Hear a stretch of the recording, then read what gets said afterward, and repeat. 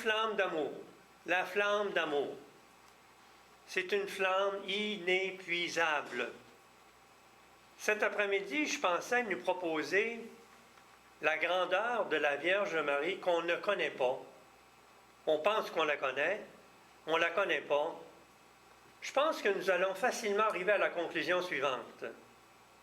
La Vierge Marie, qui est notre mère, c'est un géant.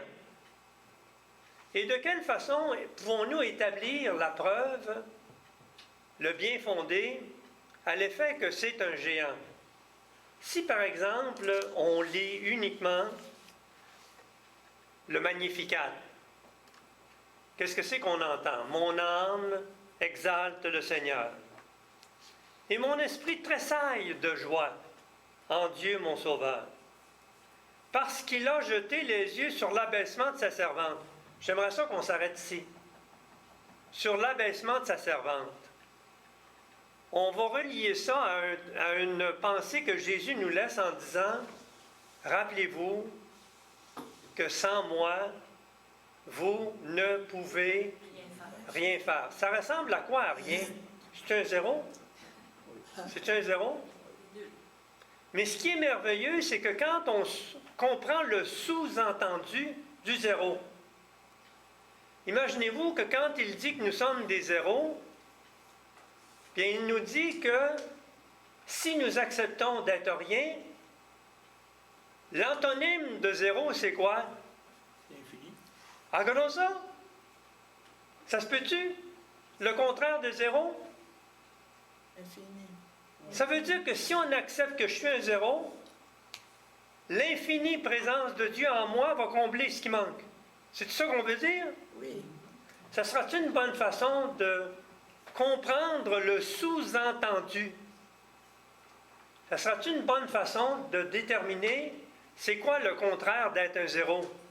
Fait qu'imaginez-vous, si par exemple, j'accepte d'être un zéro et que lui était l'infini en moi parce que je l'accepte comme ça, est-ce qu'on a une idée de lui et moi qu'on représente une armée en bataille, hein? Une armée immense, une armée infiniment puissante? Qui c'est qui peut quelque chose contre nous dans ce cas-là? Si Dieu est pour nous, Qui sera contre nous? Qui sera contre nous? Mais c'est un privilège. Mais voyez-vous comment est-ce qu'on ne voit pas les privilèges qui sont des sous-entendus? Maintenant, la Vierge Marie, abaissement de sa servante. Moi, j'ai la conviction profonde et sincère que la Vierge Marie, elle est tellement unique en son genre. On ne peut jamais, à travers les âges, mettons 6000 ans d'âge, on ne peut jamais, à travers les âges, trouver une seule personne qui s'approche de la ressemblance de la Vierge Marie. On peut prendre 100 prêtres, 100 évêques, 100 papes, les réunir tous ensemble, puis tous ensemble, ils n'y arrivent pas à la semelle de la Vierge Marie. Elle est incomparable. Pourquoi? Elle, c'est pas un zéro. Qu'est-ce que c'est qu'on aurait à l'écran? Regardez, si on prend par exemple le tableau suivant. Tous les jours, la Vierge Marie s'abaissait devant Dieu, c'est-à-dire qu'elle honorait Dieu, son Père. Elle était constamment consumée. Elle était constamment consumée par l'amour du Père. Sa vie était une prière constante dans ce sens qu'elle se renouvelait toujours en présence de Dieu, mais pour elle, elle n'était rien, c'était toujours un abaissement, et elle remerciait le Seigneur de l'avoir créé, elle remerciait le Seigneur de lui avoir donné cette possibilité de le prier, et dès l'âge de 3 ans, elle était constamment en prière pour s'abaisser devant Dieu. Alors si par exemple, on compare le tableau suivant à la vie de la Vierge Marie, qui a passé sa vie à s'abandonner à l'effet qu'elle n'était rien, si on place un Jésus, Christ, Sauveur, qu'elle a mis au monde, devant tous les zéros qu'il y a là, qu'est-ce que c'est que ça représente comme puissance? Hein? 1000 milliards de milliards de milliards.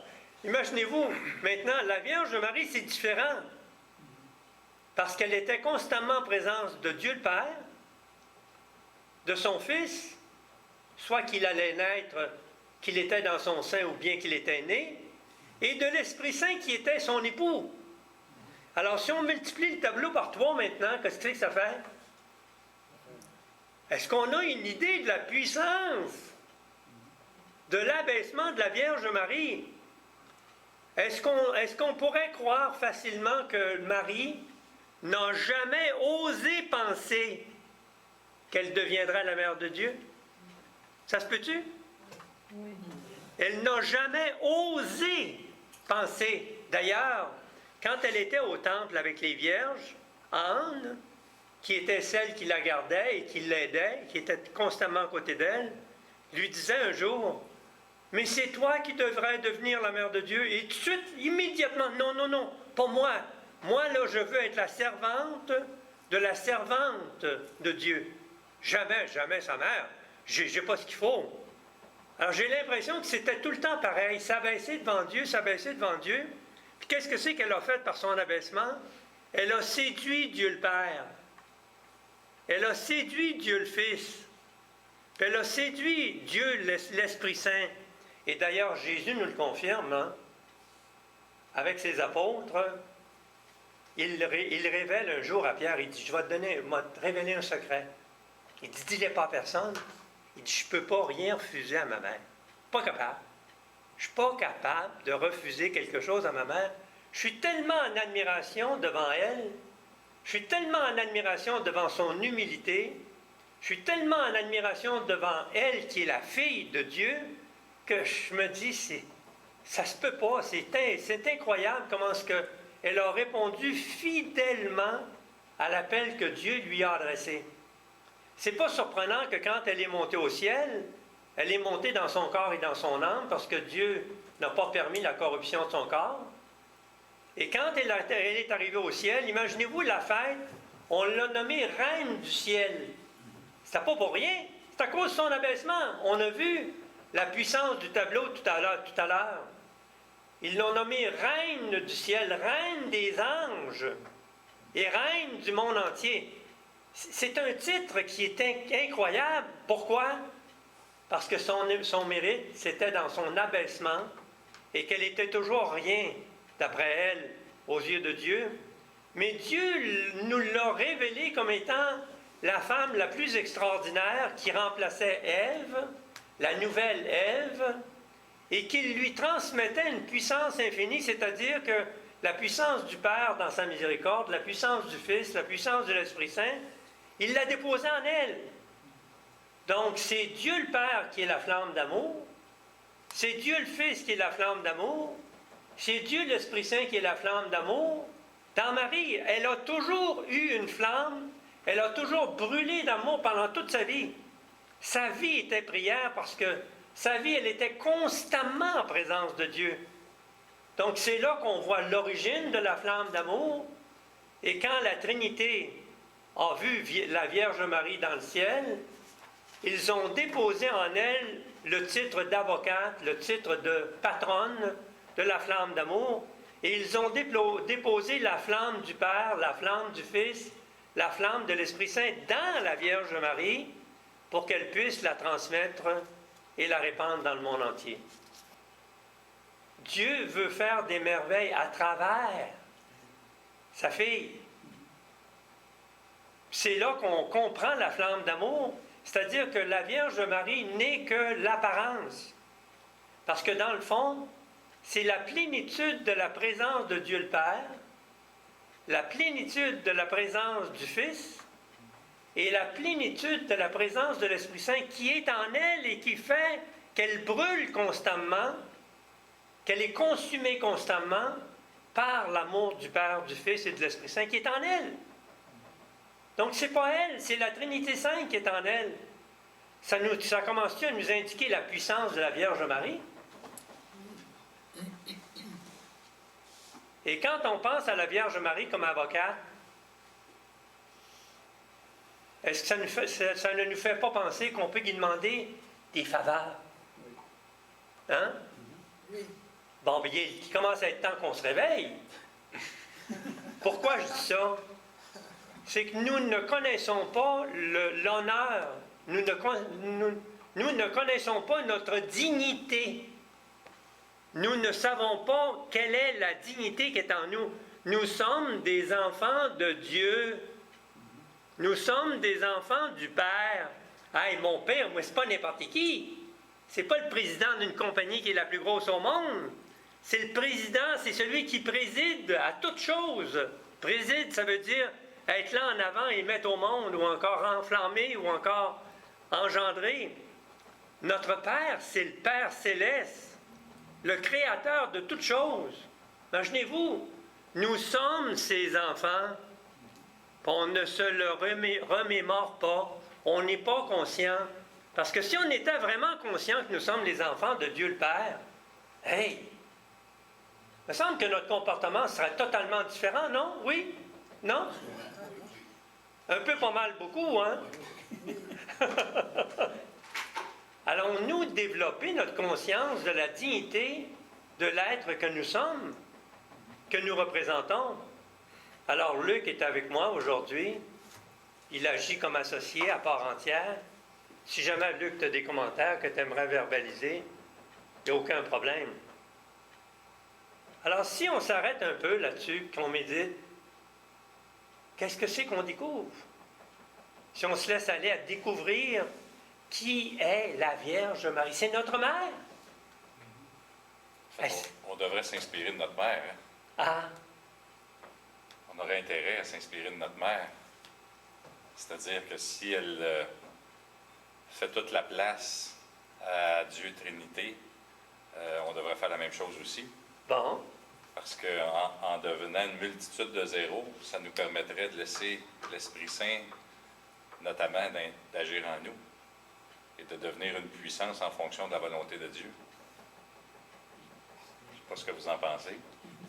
Oui. Donc, c'est un modèle à suivre. mais il n'y a pas de danger que nous autres, on invoque l'Esprit Saint. Hein?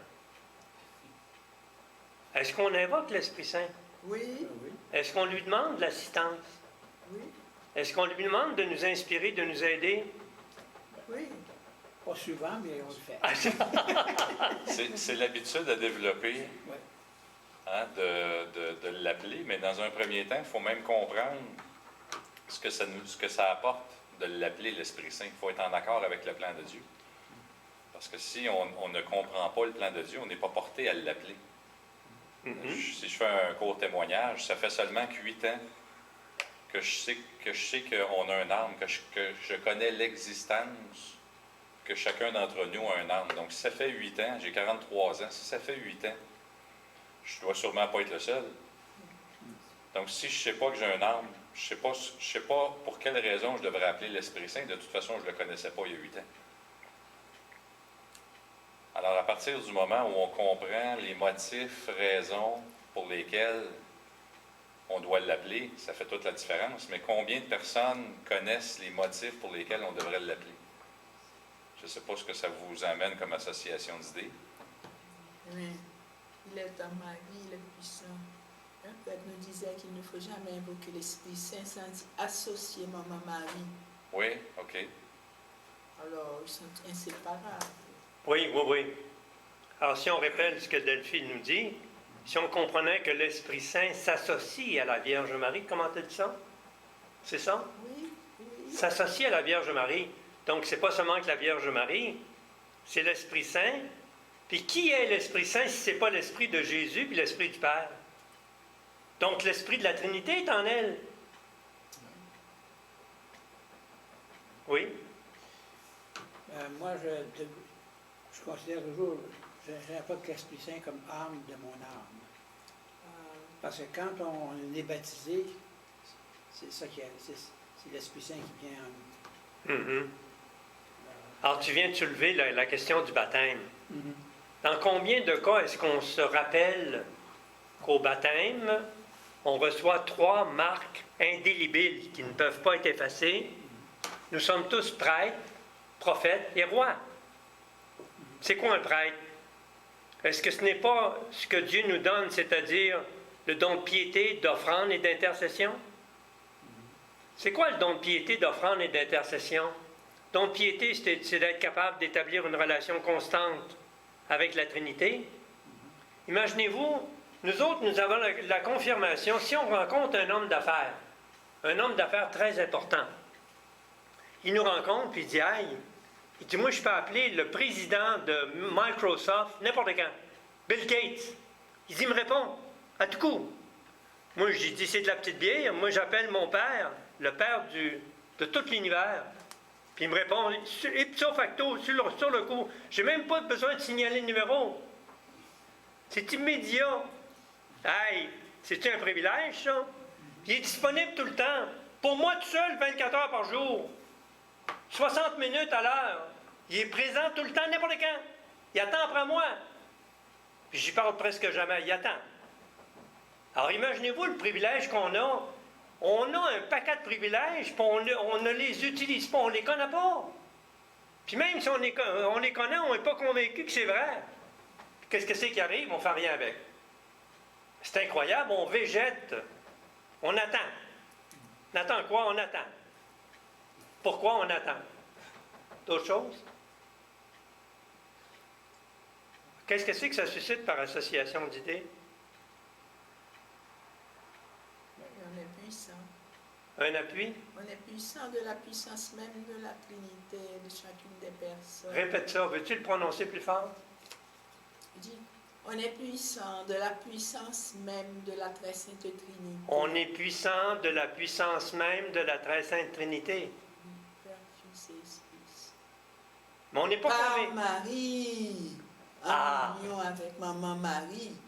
Par Marie. Ah! Oh, excusez-moi. Oui. Il faut qu'on s'éveille, il faut qu'on devienne conscient de ce que nous sommes.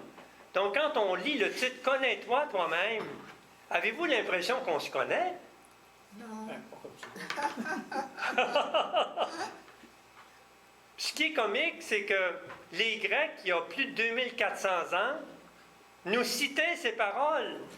Il y a 2400 ans, nous citait la parole « Connais-toi toi-même, connais-toi toi-même, connais-toi toi-même ». Qui ose essayer de se comprendre et de se connaître elle-même? Qui ose faire ça? Dans nos relations, dans nos rencontres, dans nos contacts, qui nous parle de ça? Alors, si on ne se connaît pas, comment voulez-vous qu'on progresse? Si on ne se connaît pas, comment voulez-vous qu'on s'harmonise? Si on ne se connaît pas, comment voulez-vous qu'on mette de l'équilibre en soi? Qu'est-ce que c'est qu'on peut faire sans se connaître? Mais le contraire est tragique. Parce que le contraire est le suivant. Si je ne me connais pas moi-même, comment puis-je pondérer, diminuer mes défauts, puis augmenter les bons côtés de mes inclinations naturelles pour que l'équilibre s'installe en moi? Si je ne connais pas ce que je suis, la personne que je rencontre dans le miroir le matin, comment puis-je faire la gestion de mon avenir, la gestion de mon être, la gestion de ce que je fais, la gestion de ce que je pense? Comment peux-je faire ça? Donc, si je ne peux pas faire ça, ça veut dire que je ne peux pas opérer la gestion de mon avenir, la gestion de mon devenir, la gestion de ce que je suis. Où en suis-je? Où est-ce que je m'en vais? Comment est-ce que je vais m'y prendre pour y arriver? En fait, c'est que mon développement va se situer seulement qu'au niveau du savoir-faire, plutôt qu'au niveau du savoir-être. Hey! Faudra que tu explicites, là. C'est-à-dire que quand la majorité des formations ou la majorité des choses qu'on peut étudier facilement accessibles, c'est au niveau du savoir-faire, c'est les moyens. Par contre, le savoir-être a beaucoup plus de puissance que le savoir-faire, parce que c'est le savoir-être qui permet d'actualiser le savoir-faire. Donc, si je ne me connais pas ou je me connais mal, mon savoir-être est déficient. Donc, je peux à ce moment-là mal identifier par quel moyen je vais grandir si je ne connais pas mon point de départ au niveau de mon savoir-être. Qui je suis, de quoi je suis composé. Je parlais tantôt de l'âme en tant que telle. Combien de personnes savent aujourd'hui qu'ils possèdent une âme? qu'ils possèdent un esprit, qu'ils possèdent un cœur, à harmoniser ensemble. Si on ne connaît pas ces éléments fondamentaux-là de notre conception de l'être, on ne peut pas se développer adéquatement. Et même, plus grave que ça, on peut même se détruire parce qu'on ne sait pas ce qu'on fait au quotidien par rapport à notre savoir-être. Ah, y en a-tu à creuser dans ce que Luc vient de mentionner? Hein? Ça mérite-tu une méditation, ça? Creuser ça, creuser ça? Qu'est-ce que c'est qui intéresse la plupart des gens aujourd'hui? Est-ce que ce n'est pas le savoir-faire? À une minute, moi je connais ça, je sais quoi faire. Moi je connais ça. Hein, je suis instruit. Ça me fait penser à Duplessis. Duplessis, le premier ministre, il y a à peu près 50 ans, il disait l'instruction, il ne disait pas l'instruction. Parce qu'à ce moment-là, il y avait le ministère de l'instruction, pas le ministère de l'éducation. Il disait l'instruction, c'est comme la boisson, il y en a qui ne portent pas ça. il était toujours ricaneux comme ça, il sortait toujours des blagues en tant que premier ministre du Québec. Et dans le fond, il y avait beaucoup de réalité dans ces blagues. Parce qu'une personne, souvent, elle dit « Moi, je suis un diplômé. Moi, je suis un bachelier. Moi, j'ai ma maîtrise. Moi, j'ai mon doctorat. » Un instant, hein? Je ne suis pas n'importe qui. Ben oui, ou encore, ils ne le disent pas, mais qu'est-ce que c'est que ça veut dire dans le fond, ce qu'ils disent? Donc, tout ça pour dire que si on parle de la différence entre la notion du savoir-faire et du savoir-être, quel est le gouffre qui existe entre les deux? Si je ne sais pas comment faire la gestion de ce que je suis, qu'est-ce que c'est que ça vaut ce que je fais? Pas grand-chose, hein? Mais ce qui se produit, c'est que la plupart des gens qu'on rencontre qui nous expliquent ces choses-là sont très sincères. Ils sont d'une sincérité qui est désarmante. Mais ce qu'ils ne savent pas, c'est qu'ils sont sincèrement dans l'erreur. Pourquoi ils passent à côté de l'essentiel? Puis ils s'en vont dans la forme, sans fond. Et quand on pense à l'essentiel de ce que je suis, quand je me regarde dans le miroir le matin, est-ce que je connais l'essence de ce que je suis, de ce que je vois dans le miroir? Quelle est l'essence que je vois? Est-ce que je la vois? Est-ce que je la distingue? Est-ce que je suis capable d'en parler? Est-ce que je comprends? Quel est votre avis à ce sujet-là? Est-ce qu'on connaît l'essence de ce que nous sommes? Il faut l'étudier et le connaître. Bon. Qu'est-ce que c'est que le dictionnaire donne comme définition de l'essence? C'est l'être. Hein? C'est être. On se rappelle-tu de Shakespeare? To be or not to be, être ou ne pas être. Qu'est-ce que c'est que Shakespeare nous livre comme message? Être ou ne pas être. Mais si je considère que je rencontre l'être qui est devant moi, qui suis-je? Qui suis-je? Qui suis-je? Quelles sont mes inclinations naturelles qu'on considère comme des qualités? Si, par exemple, on s'arrête à la question des qualités, de la qualité, quelle est notre perception du mot qualité? Est-ce qu'on pourrait faire un tour de table? Quelle est notre perception du mot qualité? C'est quoi une qualité? Pardon? Je me pose une question. Je me pose la question. C'est quoi une qualité ou les qualités qu'on a? C'est quelque chose qui nous fait agir. C'est comme Pardon? une partie de notre essence. Quelque chose qui nous fait agir. Quelque Qui est imprégné, qui est comme une impression en nous. Qui Oui. nous porte. Oui. C'est... Comment est-ce qu'on dit ça? On répète? C'est quelque chose qui nous porte. Oui. C'est comme... Ça se tient. Ça indique nos traits fondamentaux. Oui, ça se tient.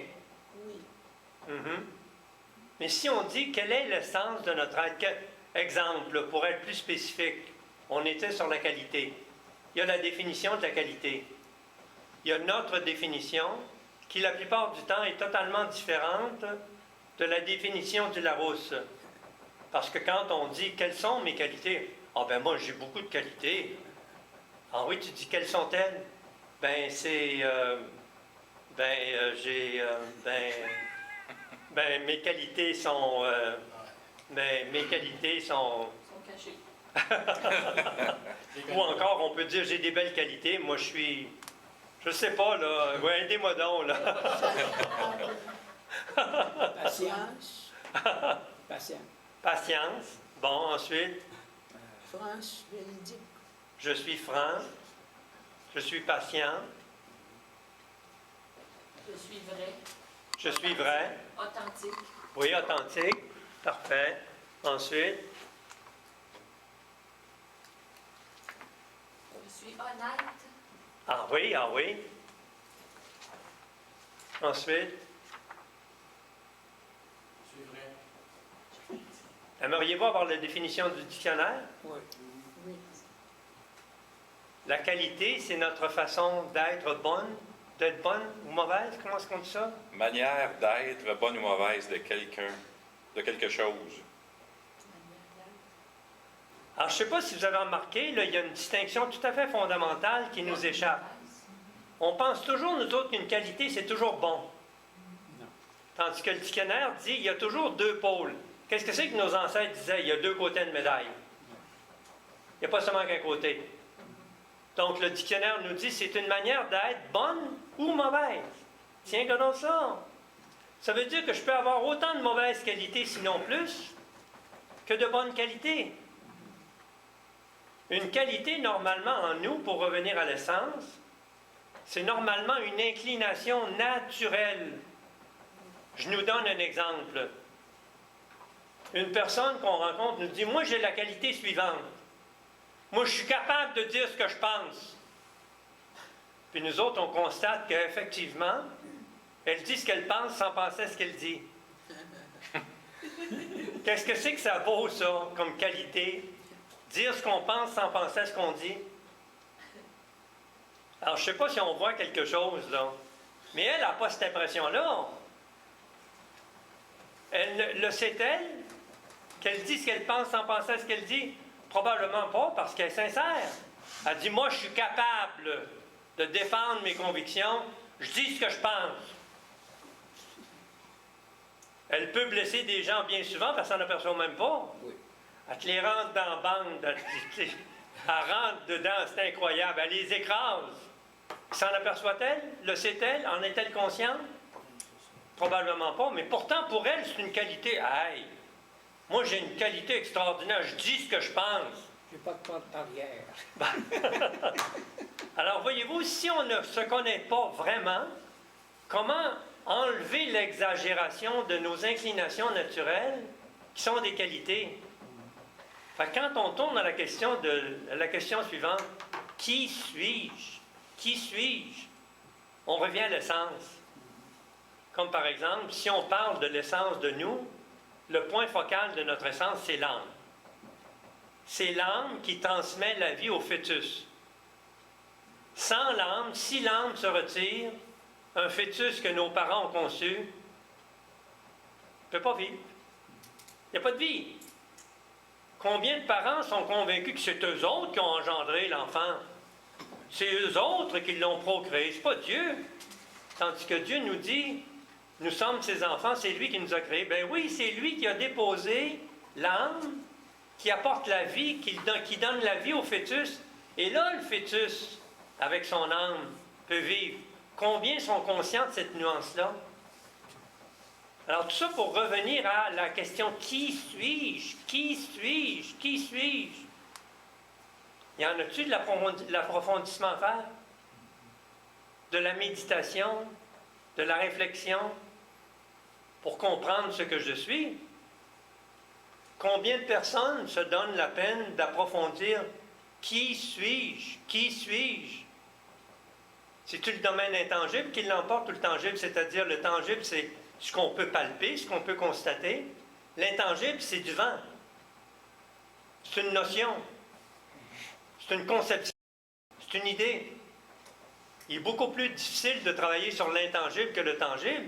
Mais l'intangible, c'est le fait que Dieu, en créant l'âme, en la déposant dans le fœtus, c'est ce qui apporte la vie au fœtus. C'est-tu des distinctions importantes pour comprendre qui je suis? Si on va plus loin en se posant la question, que contient l'âme? Bon. Quels sont les... Ça ne doit pas être vide. Je ne sais pas ce que vous en pensez, mais l'âme ne doit pas être vide. Que contient l'âme? C'est toute une question. Ben oui, ben oui. Contient Dieu. Exemple, qui va accepter le fait que l'âme est la dépositrice de la faculté de la mémoire, de l'intelligence et de la volonté? Qui c'est qui va accepter ça, cette notion-là? Moi. C'est l'âme qui contient la faculté de la mémoire. Pourquoi est-ce que la faculté de la mémoire est la première? C'est parce que pour que mon intelligence se développe, ça commence par la mémoire dans le sens que même un enfant dans le berceau voit, goûte, touche. Il commence à se développer.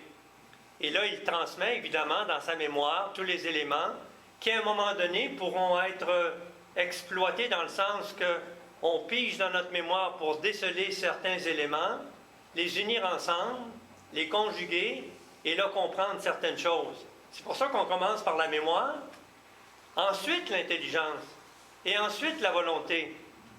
Mais à part des trois facultés qu'on vient de mentionner, quelles sont les autres facultés qu'on possède? Il y en a une quantité surprenante.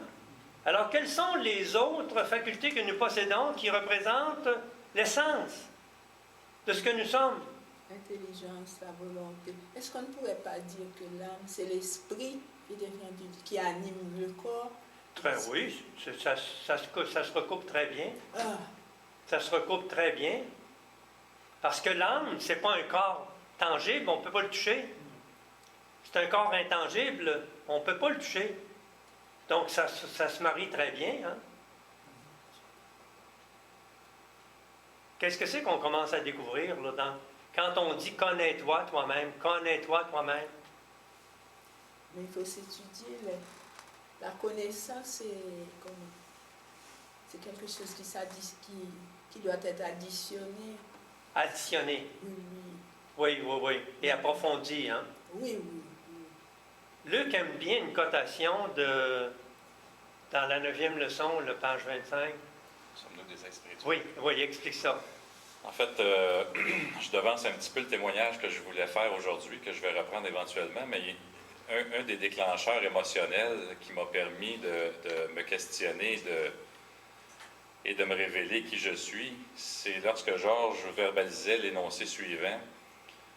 Sommes-nous des êtres humains qui vivons une spiritualité, ou sommes-nous des êtres spirituels qui vivons une expérience humaine?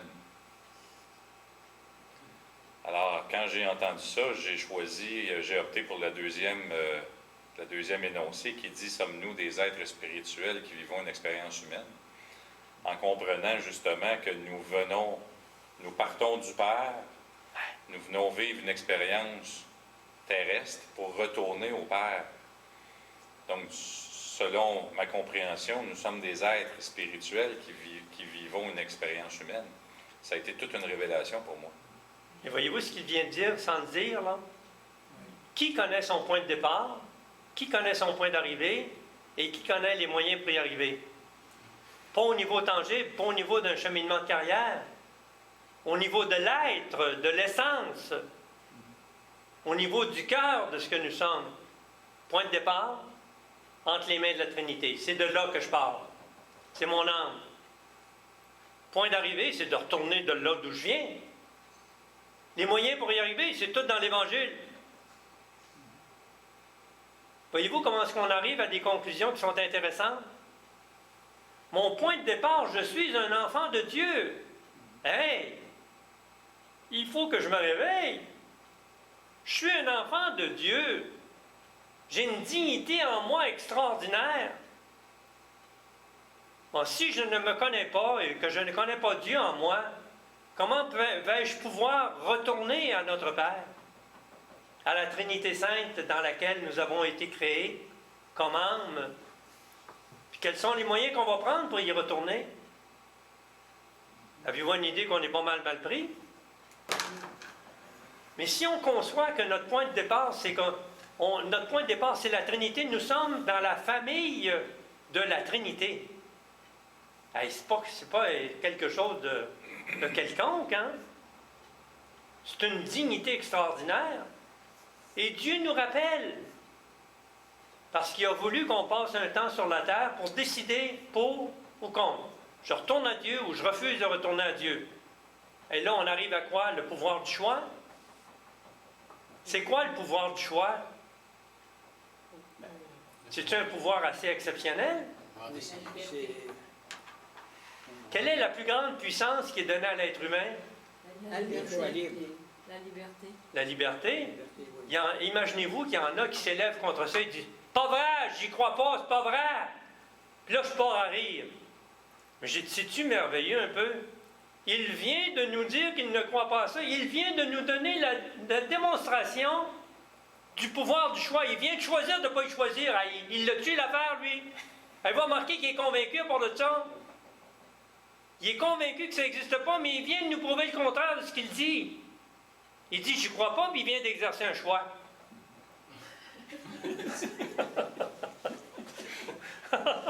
Connais-toi toi-même. Oui. Alors, si on dit connais-toi toi-même, est-ce que je me connais? Exemple, on dit quelle est la plus grande puissance qui nous est donnée comme faculté? Qu'est-ce que c'est qu'on serait porté à répondre comme. Intelligence. La sensibilité. Bon, ensuite, Volonté. ah, la volonté. Ensuite, Aimer. L'amour. quelle est la plus grande puissance qui nous est donnée, qui surpasse toutes les puissances que nous avons énumérées? C'est l'amour. Non, c'est pas l'amour. Non. Non. Veux-tu la preuve? Indéniable. Vous êtes... J'ai le pouvoir de tuer l'amour en moi. L'amour peut être en moi, j'ai le pouvoir de la tuer, de la faire disparaître, de l'éliminer, de la nier, de la négliger. Donc, c'est la volonté. Ah, regardons ça. Est-ce que oui ou non, je peux expulser Dieu de ma vie? Oui. Oui. Ben oui. Puis pourtant, Dieu, il n'y a rien de plus puissant que ça. Mais il nous a donné la liberté de l'accepter ou de le refuser. Donc, ça veut dire qu'on est d'accord pour se dire que le pouvoir du choix, la volonté, qui vient du verbe vouloir, ça peut tuer l'âme, ça peut tuer la présence de Dieu en nous. Puis Dieu dit, ça me rend triste, j'aurais bien aimé qu'on reste des amis ensemble, mais je vais demeurer quand même ton ami pour la balance de toute ta vie. Puis pour la balance de toute ta vie, je vais espérer ton retour. Mais si tu me dis que tu n'es pas intéressé, je vais respecter ton choix. Hey, c'est-tu puissant le vouloir? C'est-tu puissant le pouvoir du choix? On vient de découvrir que le pouvoir du choix, c'est plus puissant que l'amour. C'est-à-dire que Dieu donne à l'être humain la capacité de le renier. Est-ce qu'on est d'accord? Oui. Moi, quand j'ai appris ça, j'étais époustouflé, Abasourdi. abasourdi. Hey, c'est toute une révélation. Si on essaye de commenter là-dessus, quelles sont les idées qui surgissent dans notre esprit? Moi, ce que je ne comprends pas, il y en a qui n'ont même pas comment le vouloir, Oui. ni de rejeter Dieu, ni de l'accueillir. Il y en a qui n'ont pas de volonté. Très juste. Oui. Et alors, qu'en pensez-vous? Bon, si par exemple, Delphi, toi, tu as été nommée comme sa gardienne, comme son défenseur, sa gardienne, le garder, De qui? De qui? de l'âme dont on parle, là, de cette personne que tu viens de qualifier, là. Dieu t'a donné le pouvoir de la piété, du don de piété, d'offrande et d'intercession. Tu peux offrir à Dieu le Père les mérites infinis de Jésus dans son sang, dans son corps. On peut offrir son corps, son âme, sa divinité. On peut offrir ses plaies, on peut offrir son sang. Dieu donne le pouvoir à Delphi de faire ça. Il te donne le pouvoir de déposer une offrande entre les mains de Dieu pour demander sa conversion.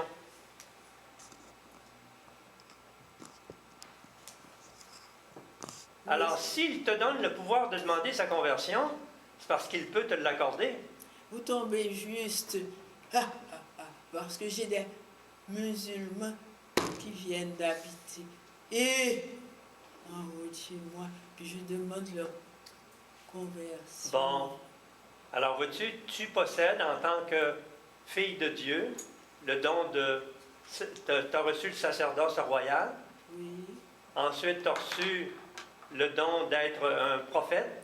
Mais les actes des hommes comptent. Parce que maman, les 5 enfants, le Père Coatalem est venu à la maison, il nous a consacrés au Sacré-Cœur de Jésus et nous avions demandé à Jésus d'être chez la famille Olga, Gérard et Henri Gervais, comme quand il était à Béthanie, chez Lazare, Marthe et Marie. Voyez-vous, Tout la ça, foi. ça influe. Tout ça. Tout ça, ça influe. C'est une connaissance. Mais il y en a qui n'ont pas eu cette connaissance, qui ne savent. Mais quand bien même ils n'auraient pas de connaissance, s'ils ont Delphi qui intercède, parce qu'elle est consciente de son sacerdoce, d'offrir à Dieu les mérites infinis des plaies glorieuses, victorieuses et sanglantes de Jésus, Dieu considère ça comme une offrande qui est très valable. Et tu lui demandes en retour la conversion de ces gens-là. À ce moment-là, Dieu ne demande pas mieux que de répondre à ta question, à ta prière. Oui, mais frère, il y a quelque chose qui... C'est maman Marie qui a dit, beaucoup d'âmes tombent en enfer parce qu'il n'y a personne qui prie pour elle. Non, mais toi, tu pries pour elle. Oui, mais maman Marie a dit ça, beaucoup de personnes. Moi, je trouve ça vraiment... Je n'arrive pas. Beaucoup d'âmes tombent en enfer parce que personne ne prie pour elle. Comment comprenez-vous ça? Bon, alors à ce moment-là, ma réponse sera la suivante. Imagine-toi, Delphine, tu as le privilège de demander à Dieu de pouvoir intercéder pour les âmes pour qui personne ne prie. Il va te les confier à toi. Il va te dire, tu me l'as demandé, mais je t'ai confié à toi. Maintenant, active ton pouvoir de prêtre, prophète et roi. En tant que prêtre, tu peux m'offrir les mérites du Christ Jésus en quantité suffisante pour que je puisse répondre à ton appel et les guérir, ces gens-là. Je ne sais pas si tu comprends, là. En tout cas, je trouve ça vraiment... Et les enfants qui n'ont pas été élevés dans la religion, c'est pas de leur faute, ils font n'importe quoi. Ça n'a pas d'importance. Tu peux demander au Seigneur d'en être la gardienne. S'il te nomme la gardienne, à ce moment-là, tu peux intercéder par ton pouvoir sacerdotal. Tu peux intercéder pour eux autres. Tu peux faire une offrande. Et Dieu peut agréer ton offrande parce que ça lui plaît de voir que tu aimes ton frère qui est dans la noirceur, puis tu as demandé à Dieu d'être leur gardienne pour pouvoir assurer leur salut. Tu as le pouvoir de demander, par ton don de prêtrise en toi, d'offrir à Dieu les plaies glorieuses, victorieuses et sanglantes de Jésus. C'est une offrande que lui agrée. Il peut accepter ta demande et les convertir. En tout cas, frère, moi je pense que le bon Dieu compense infiniment parce qu'il y en a qui n'ont jamais entendu parler de Jésus. Et c'est pour ça que je dis les apparitions sont très opportunes et les apparitions privées. Parce Mais que Dieu peut compenser avec Delphi parce qu'il demande à Delphi d'être son associé. Il veut passer par toi pour sauver les âmes. Oui, mais ceux qui n'ont jamais entendu parler de lui. Ben oui, à ce moment-là, Delphi, tu pries le Seigneur, tu dis, j'aimerais ça te prier pour les âmes qui n'ont jamais entendu parler de toi. Tu veux-tu me les confier, Seigneur? Je vais prier pour elles. Tu m'as donné le don d'être prêtre, prophète et roi. En tant que prêtre, tu m'as dit, j'agrée ton offrande. Je suis content que tu m'offres les plaies glorieuses, victorieuses et sanglantes de Jésus. Puis à ta demande, non seulement je vais accepter ton offrande, mais en retour de ton offrande, je vais t'accorder le salut de ces âmes-là. Alors le Saint-Esprit inspire ça à beaucoup, beaucoup d'âmes. Évidemment. Ah bon. C'est bien. Mais que le Saint-Esprit m'inspire, c'est une chose. Mais que je me laisse aller à dire oui à l'Esprit Saint, c'est une autre chose. C'est quoi le pouvoir du choix? Je peux dire à l'Esprit Saint, mais écoute, c'est un peu fort, là, c'est un peu... C'est un peu trop. Oh oui, c'est un peu trop, là, laisse-moi y penser, là, puis je vais voir à ça. Parce qu'on constate que l'Esprit Saint inspire Delphi de cette clientèle cible-là, hein, Oui. de ces gens-là. Donc, l'inspiration, c'est l'Esprit Saint qui la dépose. C'est ça. Maintenant, vous êtes en train de poser la question, comment je peux les aider? À moins que je me trompe, mais vous êtes en train de rechercher comment je peux les aider, ces gens-là, ou qu'est-ce qu'on peut faire pour eux? C'est une préoccupation que vous avez, n'est-ce pas? Oui, mais beaucoup d'âmes. Pourquoi beaucoup? En tout cas. Pourquoi beaucoup d'âmes ne bénéficient pas de la parole de Pour Dieu? ça, peut-être qu'il y a des païens qui sont convertis instantanément par une grâce spéciale. Bien sûr.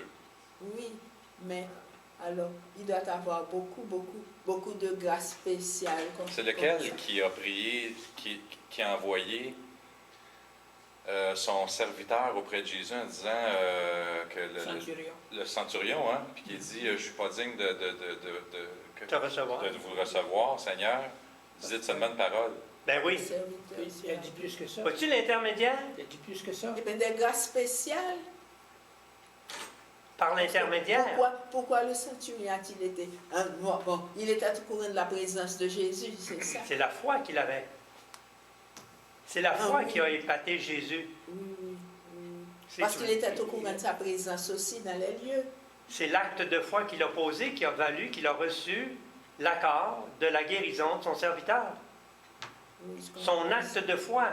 Qu'est-ce que c'est qu'on a comme enseignement depuis quelques jours? Abraham. C'est pas parce qu'Abraham a vécu selon les commandements, c'est pas parce qu'il a vécu selon les articles de la loi, mais parce qu'il avait la foi. C'est tout ça qu'on dit? Mais c'est Dieu qui donne la foi. Ben, c'est-à-dire qu'il la donne, il la dépose comme cadeau, mais qui la nourrit, la foi? Pour qu'elle ne meure pas. Mais il faut être au courant de la nourriture qu'il faut donner à la foi. Oui. Mais si les gens que tu aimes sont dans l'ignorance, prêtre, prophète et roi, prêtre pour offrir à Dieu quelque chose qu'il agrée, qu'il accepte. Donc il répond à ta demande, il dit je vais envoyer quelqu'un, je vais faire en sorte que ces gens-là ne demeurent pas dans la noirceur. Ta prière est agréée si tu le demandes. Tu comprends-tu le pouvoir Le d'intercession? bon Dieu aime le salut de tous ses enfants. Il peut oui. inspirer à n'importe qui de Oui.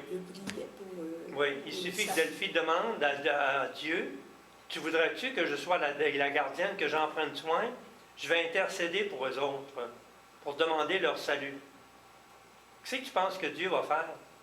Il dit, Delphi a compris que j'ai besoin d'associés. Elle est mon associée. Elle désire la conversion. Hey, là, le Seigneur est séduit. C'est ça que je veux. Je veux que les gens s'associent à moi. Je veux les sauver, mais donner le crédit à Delphi et aux autres qui me le demandent. Je vais le faire, le nécessaire. Elle l'a demandé. Il faut qu'on arrête, oui, en quelques minutes. 10 minutes? Très bien. Mais vois-tu, Delphi, le pouvoir que le Seigneur t'a donné? Prêtre, prophète et roi. C'est quoi être prêtre? C'est être en mesure d'offrir. Parce que mon statut me dit que je suis agréé. C'est-à-dire que Dieu est à mon écoute. Il est à mon écoute pour accepter les offrandes que je lui présente et les agréer lui-même. En échange de ce que tu demandes. Tu demandes la conversion, tu demandes que des gens ne demeurent pas dans la noirceur, mais qu'ils soient sauvés. C'est ce que tu penses qu'il va faire. C'est ça qu'il cherche, Dieu, que ses enfants retournent tous à lui avec des personnes comme toi. Il y avait une question aussi. Oui. Et, quelque chose à Le ajouter? centurion, en fait, bien plus que tu as demandé, c'est que quand tu dis je ne suis pas digne que tu viennes sous mon toit, car moi, j'ai des hommes sous mon pouvoir. Oui. Si je dis à l'un, fais ci, il va le faire. Oui. Si je dis ceci à un autre, il va le faire. Dis seulement une parole, et Hey. mon serviteur sera guéri. Vois-tu l'intercession? Exact. Puis qu'est-ce que c'est que Jésus fait? C'est déjà fait. C'est déjà fait. Et puis, je n'ai jamais vu de foi foi aussi telle grande. que là. Eh bon. Alors, Delphi, est-ce que tu comprends que le cœur de tout le partage, c'est la foi? Parce qu'il avait la foi, ça s'est fait ipso facto, séance tenante. Mais c'est le bon Dieu qui lui a donné la foi. Ben oui, Puis si on en manque, on peut lui mais demander. c'est un païen. C'est un païen. Oui. Mais c'est un miracle de la part du Seigneur. Il lui donne Bon. la foi. Alors, les païens, pour le Seigneur, sont autant ses enfants que les autres. Mais Donc, vois-tu le pouvoir d'intercession que tu reçois en étant prêtre, prophète et roi? Prophète, c'est quoi? C'est d'être en mesure d'entendre Dieu qui nous parle. Puis dans bien des cas, de répéter à d'autres ce que le Seigneur nous a révélé et de le rendre comme message à certaines personnes. Roi, c'est le règne que Dieu nous donne comme pouvoir pour régner sur ce que je suis, sur mes émotions, mes pensées, mes paroles, mes actions. C'est le règne.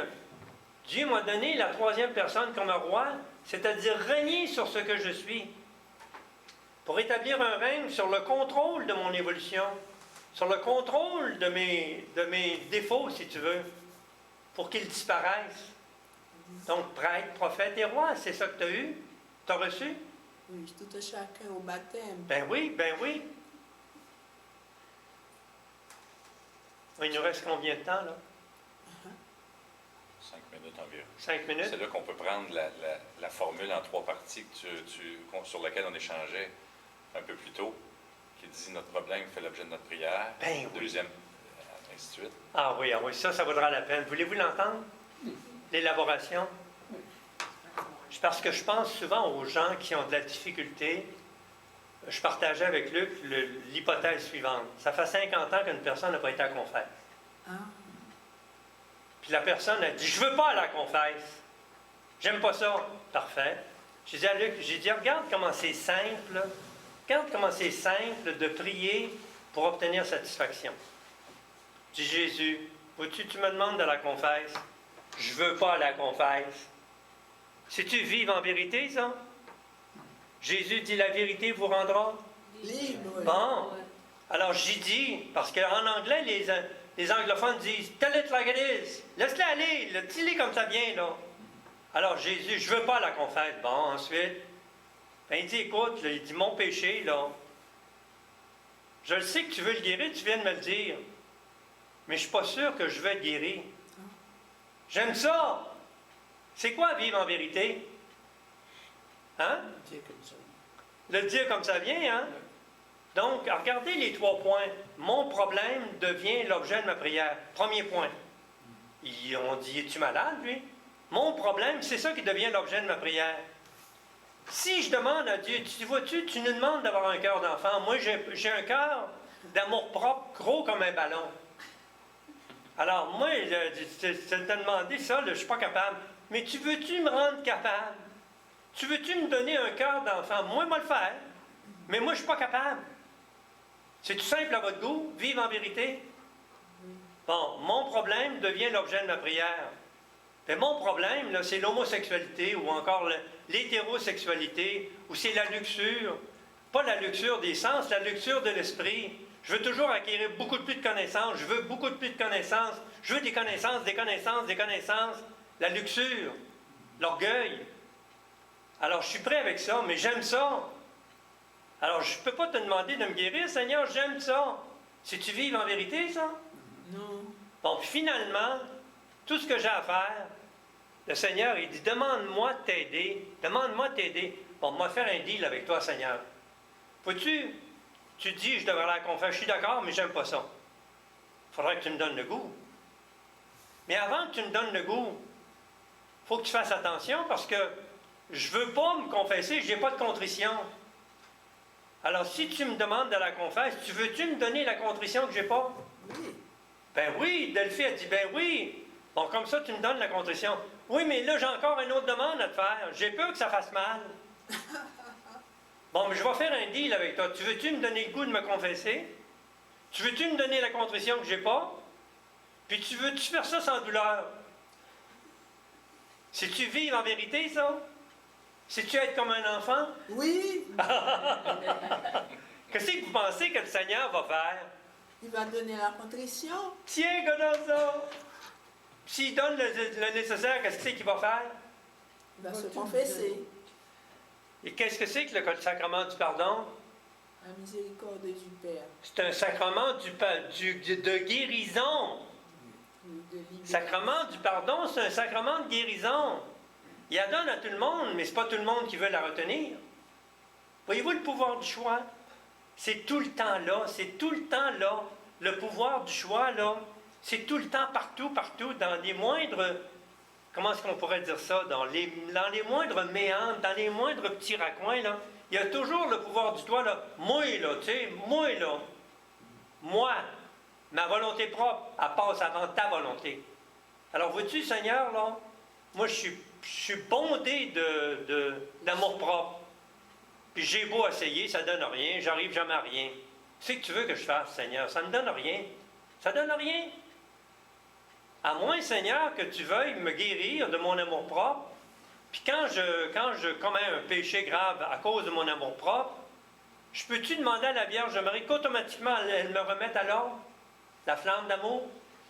Hein, tu veux-tu que la Vierge Marie, notre mère, me remette immédiatement à l'ordre, c'est-à-dire douce, tu sais, comme la Vierge Marie peut être, hein, d'une douceur infinie, puis d'une candeur infinie, qu'elle m'approche, puis qu'elle fasse en sorte que je revienne encore dans le droit chemin, que je revienne encore en me relevant, etc., etc. Qu'est-ce que c'est que ça nous révèle? C'est-tu exagéré si on pense ça? Non. Si on s'adresse à un Dieu de miséricorde, est-ce que notre langage n'est pas en fonction d'un Dieu de miséricorde? Oui.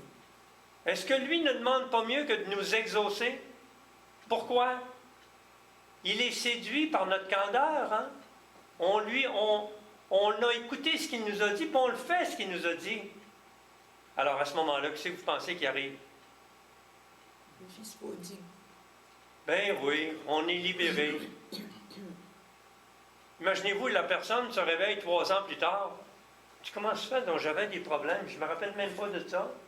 C'est disparu comme ça, comme par enchantement. Ben oui, le Seigneur, il a répondu à la prière. Il a fait ça sous anesthésie, mais il a gardé sous anesthésie le retour, le goût de revenir. Bon. Ben, je me demandais si ça correspondait exactement à ce que j'apprenais de la flamme d'amour. Ah bon, Ça, bon. c'était une question que je me posais, tu sais. Est-ce que ça correspondait? Mais après, j'ai dit, accepter, c'est peut-être un niveau intellectuel que, tu sais, que je ne suis pas habitué d'envisager ou quoi. Bienvenue dans le De toute club. façon, vous l'avez parlé, pardon. Bienvenue dans le club. C'est ça, la vie d'artiste. Ben oui, C'est parce que Luc, lui, il a commencé il y a combien d'années? 14 ans. Puis au début, c'était exactement comme ça. Ah oui. Peux-tu nous raconter un peu tes... C'est-à-dire que quand j'ai commencé à suivre un cours de couture, Ah oui. Georges Couture, Ah bon. on m'a obligé, comme directeur d'usine, en fait, on m'a obligé, c'est un grand mot, mais on m'a fortement recommandé d'aller suivre un cours en leadership. Évidemment, parfaire Oui, c'est bon. mes connaissances en gestion et Oui, pour conduire du personnel. oui. Donc, en commençant le programme que Georges a développé et dispensait dans ce temps-là, à la première rencontre, je suis la première rencontre, je sors de là, je me dis, j'ai rien compris. Ah oui. J'ai rien compris. Je vais à la deuxième rencontre sur 12. Mais est-ce que vous étiez renseigné sur la flamme d'amour? Non, c'est relatif au leadership, c'est relatif au savoir-être, relatif aussi à certains éléments de savoir-faire Parlant de vous, là. en Mais gestion. quand vous l'avez rencontré, lui. C'est-à-dire que c'était un peu dans le même principe où Georges générait des groupes d'hommes d'affaires, de femmes Ok. d'affaires, de dirigeants, gestionnaires, pour venir comprendre comment conduire du monde Oui. en entreprise. Ah ouais. Donc, conduire du monde nécessite de se poser la question, qu'est-ce qu'il me manque ou qu'est-ce que j'ai pour faciliter Oui. la conduite d'une équipe vers des objectifs, vers une harmonie au travail aussi, bon, ainsi de suite. Ah oui, oui, oui. Ça va? Alors, vous, ça ne fonctionnait pas. Donc, c'était pas relié à la flamme d'amour d'une façon ouverte. C'était implicite dans les messages, par exemple, quand on parlait de tempérance, quand on parlait de servir l'autre comme dirigeant, servir notre équipe, quand on parlait, par exemple, de l'harmonie au travail, au lieu d'utiliser le mot amour, on utilisait le mot harmonie. Bon, vous comprenez? Mais quand Georges explicitait sa formation, je ne comprenais rien parce que le vocabulaire qu'il utilisait Oui, était riche, plus élaboré que le mien, oui, puis les mots qu'il utilise, oui. qu'on entend au quotidien, je me suis rendu compte qu'on connaissait pas je connaissais pas la signification réelle. C'était nouveau pour vous. Oui. Et vous n'avez rien. Donc, aucune il me notion. posait la question à un moment donné, qu'est-ce que c'est l'intelligence? C'est ce qu'il a posé la question il y a 2 semaines. Qu'est-ce que c'est la conscience? Je ne savais pas quoi répondre. Vous n'aviez aucune idée. Aucune idée. Sur la... Oui, aviez-vous une dévotion mariale? C'est-à-dire qu'à ce moment-là, je ne savais même pas que j'avais un âme. Ah, là, ça va. Vous comprenez d'où je partais? Je comprends mieux. Donc, Oui, le c'est cours, totalement dehors. le cours n'était pas... l'objectif du cours n'était pas de me faire comprendre que j'avais une âme. C'était pas ça l'objectif Non, du je cours. sais. C'était l'objectif de nous dire- ramener sur qui sommes-nous. Ah oui. Qui sommes-nous pour conduire une équipe? Comment est-ce que je peux me développer à mieux conduire une équipe? Oui. Dans quel objectif je vais conduire une équipe? Pour quelles raisons je vais conduire Oui, cette un équipe-là vrai aussi? leadership. Donc, tout le fondement du programme est basé sur le fondement évangélique, mais sans que ça paraisse. OK. Donc, le programme a été bâti de façon à ce que la majorité des chefs de file puissent accepter le message. Parce que c'était adressé à un public Oui. croyant comme non-croyant. là. Quel genre de gens qui étaient vos dirigeants? Ben, Devenir c'est-à-dire que c'est des gens comme les enseignants. c'est-à-dire que c'est des dirigeants d'entreprise qui... Ah, c'était pas des vrais outils des chrétiens. Non, c'est accessible à tous. Business, Business, exact. tout. Ah, C'est ça. tous les deux, n'importe quel genre de Mais tout ça pour dire que à chaque fois que j'assistais à une formation que Georges dispensait, je ne comprenais pas. Ah, Le vocabulaire était tellement élaboré, puis donc je me suis rendu compte que le mien était tellement faible et que je comprenais tellement pas chacun des mots que j'utilise. combien de temps ça a duré, cette incertitude-là? Ben, c'est-à-dire que cette incompréhension-là du vocabulaire, Oui. ça m'a pris 5-6 rencontres avant de Ok. m'ajuster et là de comprendre ce que voulait dire l'intelligence, ce que voulait dire la conscience, Oui. ce que voulait dire conduire une équipe, bon, et ainsi de suite. Yeah, c'est ça qui m'embêtait un petit C'est peu. ça. J'essayais de Mais- réfléchir l'an dernier, après son enseignement. C'est ça. Mais le fond du programme, j'ai toujours considéré que le fond du programme était très puissant, très correct, en lien avec, aujourd'hui, ma croyance en Dieu trinitaire. Mais dans le temps, je ne comprenais pas. Je comprenais pas. Donc, il ne faut pas se surprendre aussi ici dans l'Assemblée que certaines choses, on se demande comment ça se fait que je ne comprends pas. Georges a tellement étudié, a tellement élaboré son vocabulaire qu'à un moment donné, lui, il s'en rend plus compte. Mais nous, on le perd à un moment donné. Donc, c'est pour ça qu'il va souvent verbaliser qu'est-ce que vous en pensez pour vérifier ce que vous avez compris. Avez-vous des questions? C'est dans ce sens-là.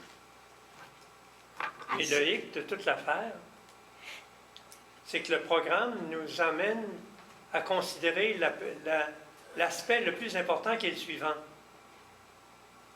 La signification du mot leadership, chef de file. 2 mots. Regardez bien comment c'est simple. Hein. Ah oui, Ça veut dire conduite dans une direction. ah oui.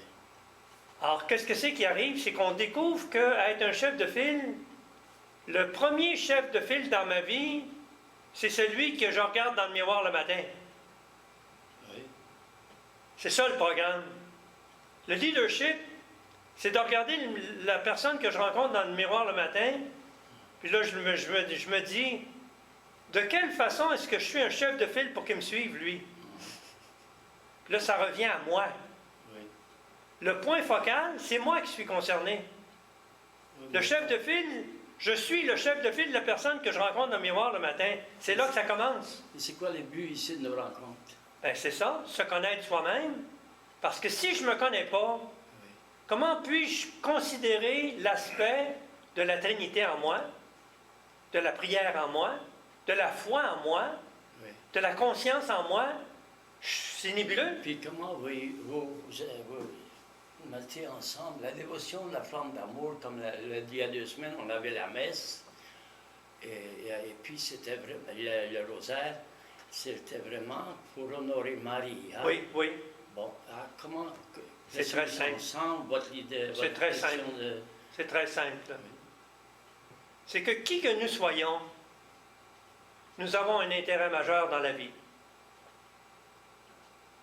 La plupart des gens alentour de nous comme nous, c'est un intérêt majeur de forme, sans fond. Ça veut dire quoi? C'est superficiel. Ça veut dire quoi? C'est pas profond. Ah, Ça veut dire quoi? Qu'est-ce que c'est que la foi a à voir dans ça? Il y a- La foi, c'est quoi? La foi, c'est quoi? Là, on écoute. On pose la question, on écoute. C'est quoi la foi? C'est incroyable de constater que là, on constate que nous sommes ignorants en 2011 comme on ne l'a jamais été depuis 2000 ans. possible. Pourquoi? C'est parce qu'on ignore l'essence de ce que nous sommes. C'est pour ça qu'on revient constamment à la charge. Hein? Connais-toi toi-même. Qui suis-je? Puis Luc disait tout à l'heure, suis-je une personne qui connaît une expérience humaine avec une dimension spirituelle? Ou suis-je un être spirituel qui vit une expérience humaine? Qui suis-je? Yeah. Qui suis-je? Alors là, on s'aperçoit que c'est tout un dilemme de répondre à la question que je me pose. Qui suis-je? Et au niveau de la sagesse, on dit, se connaître soi-même, c'est une des sagesses les plus difficiles à approfondir. Fin de la citation. Pourquoi est-ce que je veux me connaître moi-même? On a peur de se connaître soi-même parce qu'on a peur de voir des défauts Oui, qu'on n'admet pas. oui, c'est vrai. On a peur de se voir soi-même parce qu'on ne vit pas en vérité avec moi-même, puis avec les autres, puis avec Dieu. Oui, c'est vrai. Fait que là, je commence à remettre en question des éléments fondamentaux. Eh oui. Qui suis-je? Ai-je la foi? Si j'ai la foi, c'est quoi la foi? Ben, la foi, c'est Croire à quelqu'un. bon, croire. Mais croire de quelle Croire façon? en quelqu'un. Croire en quelqu'un. Croire en quelqu'un, ça va. Croire Mais en dans soi. quelle mesure est-ce que j'y crois? Parce qu'on revient toujours au qui, quoi, quand, comment, pourquoi, ou combien. Quelle densité Non. est-ce que j'y mets quand je dis je crois en quelqu'un? Avec quelle densité je l'aime? Oui, mais ça, c'est fort un peu, là. Et pourtant, c'est la réalité. Hein? Public, me semble, que c'est... Mais c'est la réalité. Hein? Dans- Voyez-vous, la flamme d'amour, là, elle est là. Ben là, je ne prends pas la connexion. Ben, si je crois, si j'ai la foi, Oui, c'est parce que les gens ne savent pas c'est quoi la foi. Je vais vous citer un exemple, puis vous allez être tout perdu. bravo. Je rencontre un Hells Angel, Oui, hein? Un disciple, un ange de l'enfer. bon, Fait que là, il parle avec un de ses chums, qui était aussi un ange de l'enfer. oui. Puis regardez bien comment ces gens-là, ils ont la foi, eux autres. Ils l'ont, la foi. Hey, on se reverra en enfer. Ils savent-tu à quoi s'en tenir? Ils savent-tu où ils s'en vont? Ils savent-tu où ils en sont? Ils savent-tu d'où ils viennent puis où ils s'en vont? Ils savent. Ils ont la foi. Mais la foi, c'est pour tout le monde. Oui, mais vous, certains, êtes-vous capable de prouver qu'ils ont vraiment la foi? Ben, c'est très C'est des simple. paroles, ça. Savez-vous qu'est-ce que c'est que l'esprit? Savez-vous qu'est-ce que c'est que Il n'a pas réalisé qu'il Savez-vous est- qu'est-ce que c'est que l'Esprit Saint nous dit concernant la définition de la foi? La foi, c'est une certitude. Oui, c'est vrai, oui. C'est ça que l'Esprit Saint nous conseille. Donc, est-ce que j'ai la certitude de ma croyance en Dieu? Dans quelle mesure est-ce que vraiment je prétends l'aimer? Puis dans quelle mesure est-ce que je l'aime vraiment par rapport à ce que je dis? Oui, oui. Face à la question, je l'aime. Ah oui? C'est quoi pour toi l'aimer? C'est pas une question piège, c'est une question qui nous met en face de la réalité de ce que je suis. Là, on dit à la personne, veux-tu la réponse? Aimer Dieu, c'est d'abord accepter l'amour de Dieu parce que je suis incapable d'aimer. Il y a seulement l'amour de Dieu déposé en moi qui me permet de remettre et de retourner mon amour à Dieu. Est-ce que je me laisse aimer? Oui. Qui se laisse aimer parmi nous autres? Qui ose se laisser porter par Dieu? Oui, Qui ose se laisser aimer par Dieu? oui. Mais ça, c'est parce que toute nos sociétés, on est des tourtis. Mais je reviens à la flamme d'amour. Depuis des Mais je reviens à la flamme d'amour. Ça répond-tu à la question? C'est la flamme d'amour qu'on questionne. Oui. Est-ce qu'il y a vraiment une flamme en soi? S'il y a une flamme en soi, c'est une flamme de quoi? Faire de l'argent? Non. Mais moi, Avoir je un prends- poste élevé? Moi, je ne prends pas la flamme d'amour comme ça. Ah, non, mais c'est une flamme d'amour, mais qui n'est pas la flamme d'amour qu'on devrait avoir. C'est une flamme d'amour. Ah, Je brûle dans le sens que Oui, je vais faire n'importe quoi, mes désirs. mais c'est de la forme sans fond. C'est ça. Ah. Alors, voyez-vous, la flamme d'amour, c'est toujours omniprésent. Si on prenait l'exemple, Georges, qu'on a explicité dans la première partie, où au sujet de la flamme d'amour en Marie. Oui, Si oui, Si on reprenait ça oui. Oui, c'est ça. pour le bénéfice C'est ça que pour M. moi, le Desmarais, fondement de tout, M. la- Desrosiers. le développement de tout Bon. ce qu'on peut. Voulez-vous ce qu'on que- le développe? Puis regardez comment c'est simple. Là. C'est quoi la flamme d'amour? C'est quoi? C'est le cœur de Marie et Jésus. Ben, ouais, là, on l'a, là, mais on est hésitant, là. C'est quoi la première considération de l'origine de la flamme d'amour si ce n'est pas Dieu le Père? C'est Dieu qui nous aime, la flamme d'amour, puis Marie veut nous sauver. Non, non, pas de suite. Non? Pas de suite. On répète encore. C'est quoi la flamme d'amour? C'est Dieu. Ensuite, OK. c'est le Fils. Oui, Ensuite, c'est l'Esprit Saint. oui, Ça, c'est l'origine, le début, la source oui, première. oui. Ça fait des millions d'années que ça existe. Mais pourquoi aujourd'hui, il nous faut absolument aujourd'hui Marie pour profiter de ce On que va Marie répondre a- à ça. On va profiter répondre de à ça dans le l'amour cheminement. de Dieu. On va répondre à ça dans le cheminement critique de l'explication. Donc, on commence. C'est quoi l'origine de la flamme d'amour? Dieu, C'est ça. Dieu le Père, la Trinité, oui. la Trinité Sainte. Bon. Alors, comme ça, c'est pas Marie qui est à l'origine de la flamme d'amour. Ben, moi, j'y mets Marie là-dedans. Une minute, on va Son l'incorporer. obéissance de quand elle était sur la terre. On va l'incorporer, mais dans le cheminement critique qui va suivre. Mais suivons le cheminement critique, là. Un, c'est Dieu le Père. Oui. Dieu, deux, c'est Dieu le Fils. Trois, c'est l'Esprit Saint. Ah. Ça, c'est l'origine. Oui. Ça fait des millions d'années. Là, vous faites une preuve de l'existence de Dieu tel qu'il est. Bon. Une Trinité. Bon, par la suite, la Vierge Marie naît. Elle vient au monde. Oui. Donc, quand elle vient au monde, c'est un enfant qui est sans tache. Oui. Elle n'a pas la tache originelle. La caractéristique principale de la Vierge Marie, c'est qu'elle a brûlé du feu de l'amour de Dieu en elle dès son bas âge, avant même l'âge de 3 ans. Bon.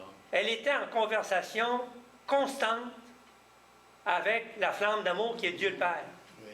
Dieu le Fils et Dieu l'Esprit Saint. Elle était constamment en présence de ces trois Oui. personnes de la divinité. Donc déjà, le feu brûlait en elle. Bon. Mais elle ne savait pas, elle, que c'était la flamme d'amour.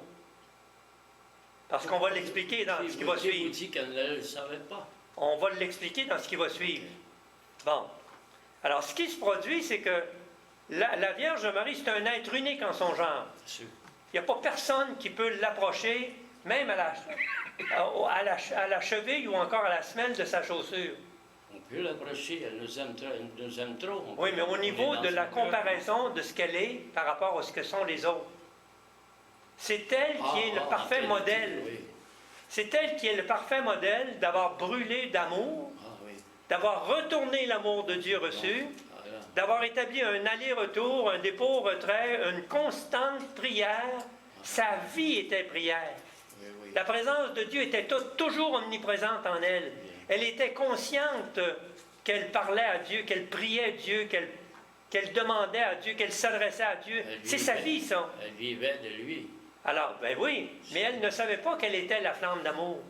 Mais Dieu, lui, Elle vous dit qu'elle ne pouvait pas le savoir, puisqu'elle était en amour avec Dieu. ben, c'est-à-dire que c'est Dieu qui a décidé de la nommer patronne de la flamme d'amour, parce que c'est la seule personne qui, pendant toute sa vie, toutes les heures, à tous les instants, se renouvelait constamment dans le feu de l'amour de Dieu.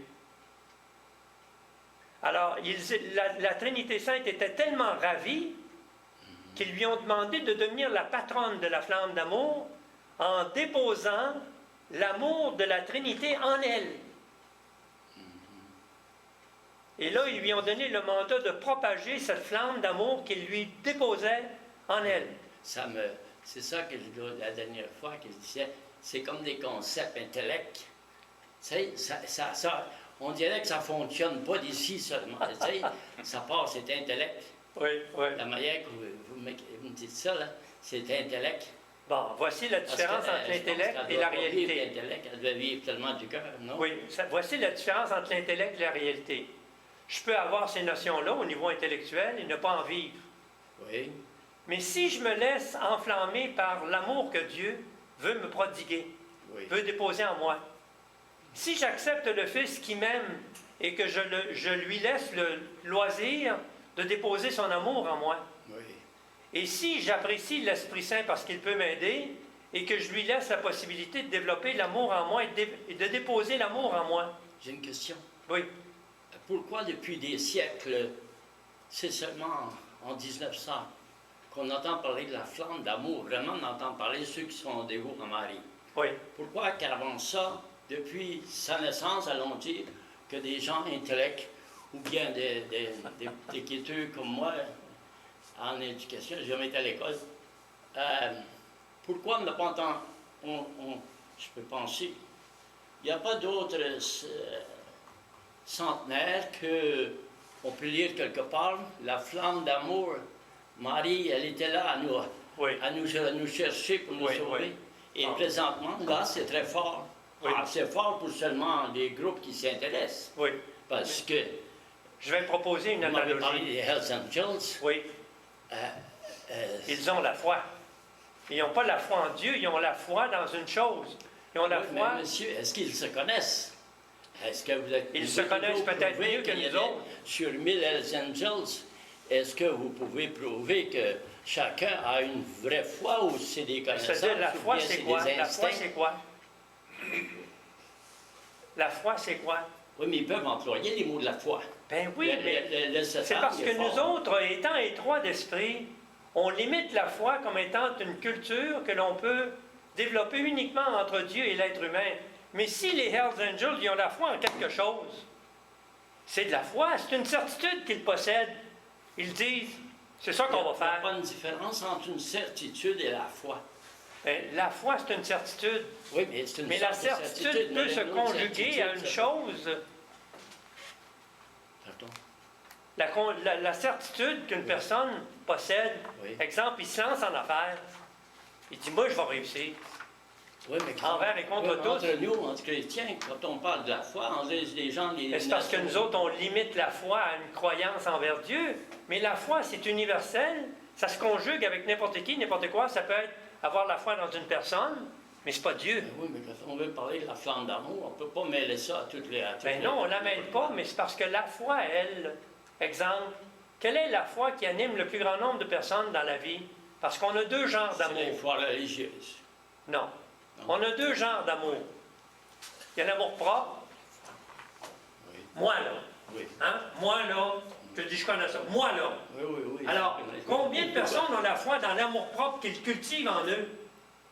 Beaucoup plus que l'amour, beaucoup plus que la croyance en Dieu. Ah, ben j'ai jamais entendu ces concepts-là. Tu sais. Ah, c'est Savez-vous ça, c'est combien de ça, personnes mais- sont victimes de leur amour propre? Ben, presque tous, on doit... on doit- Savez-vous quelle est la définition que le Larousse nous propose concernant l'amour propre? La Russe, oui. Il nous dit c'est une appréciation exagérée. Oui, mais ça, c'est la Russe, ça ne veut pas dire que c'est tout le vocabulaire qu'on doit Je suis comprendre. d'accord, je suis d'accord, je suis d'accord. Mais l'amour propre, oublions le Larousse. Oui, c'est trop de moi, ça. Bon, alors ça, je peux avoir la foi dans mon amour propre. Hein? Oui, c'est trop, ça. Combien de personnes sont victimes de l'amour propre et qu'ils le savent et qu'ils l'admettent? Oui, mais n'oubliez pas, il y avait des cours qui se donnaient avant de pouvoir réussir dans la vie. Apprends à avoir à croire en toi.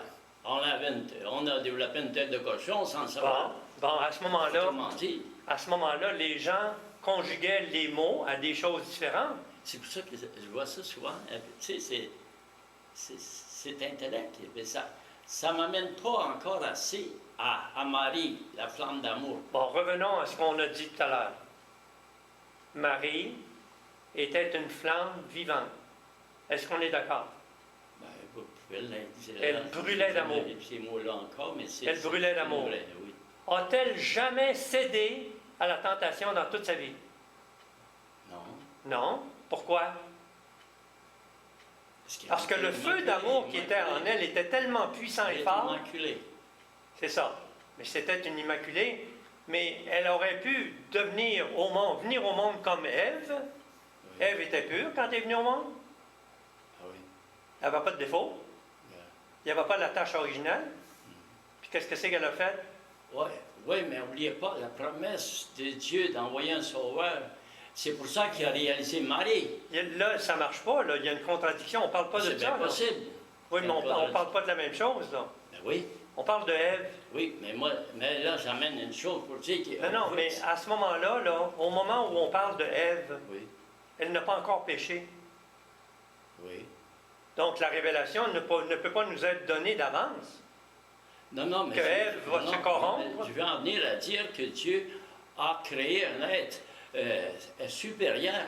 J'ai appelé ça comme ça. Marie, elle n'était peut-être pas la fin de l'humain, la perfection de l'humain. Mais toute proportion gardée, Ève était pure. Ben oui, ben peut être peu. A-t-elle gardé la pureté? Non. Ah, bon, comme ça, c'est le pouvoir du choix. Elle a choisi de se corrompre.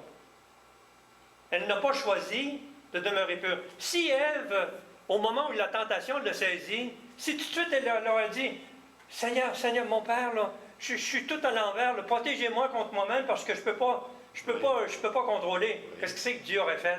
Il l'aurait aidé, puis il l'aurait sorti de cet état-là, puis il l'aurait protégé.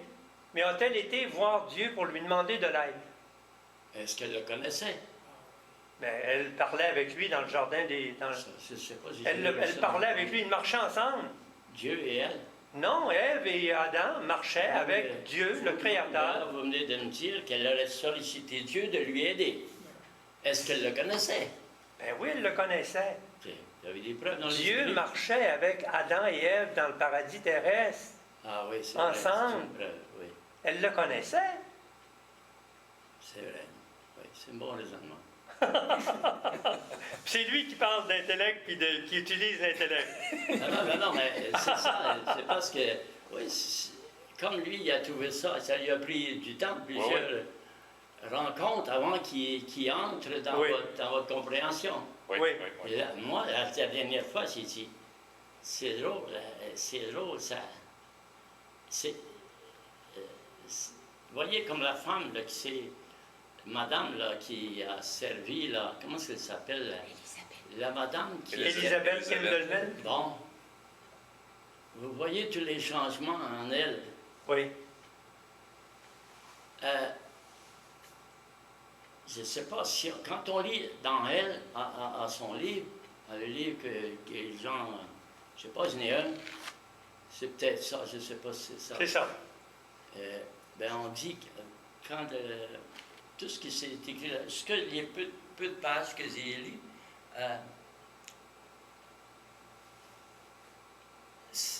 pourtant le livre il est gros, et puis c'est direct,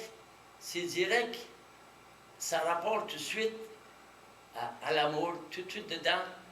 Et puis, qu'est-ce que Marie ou Jésus lui demande?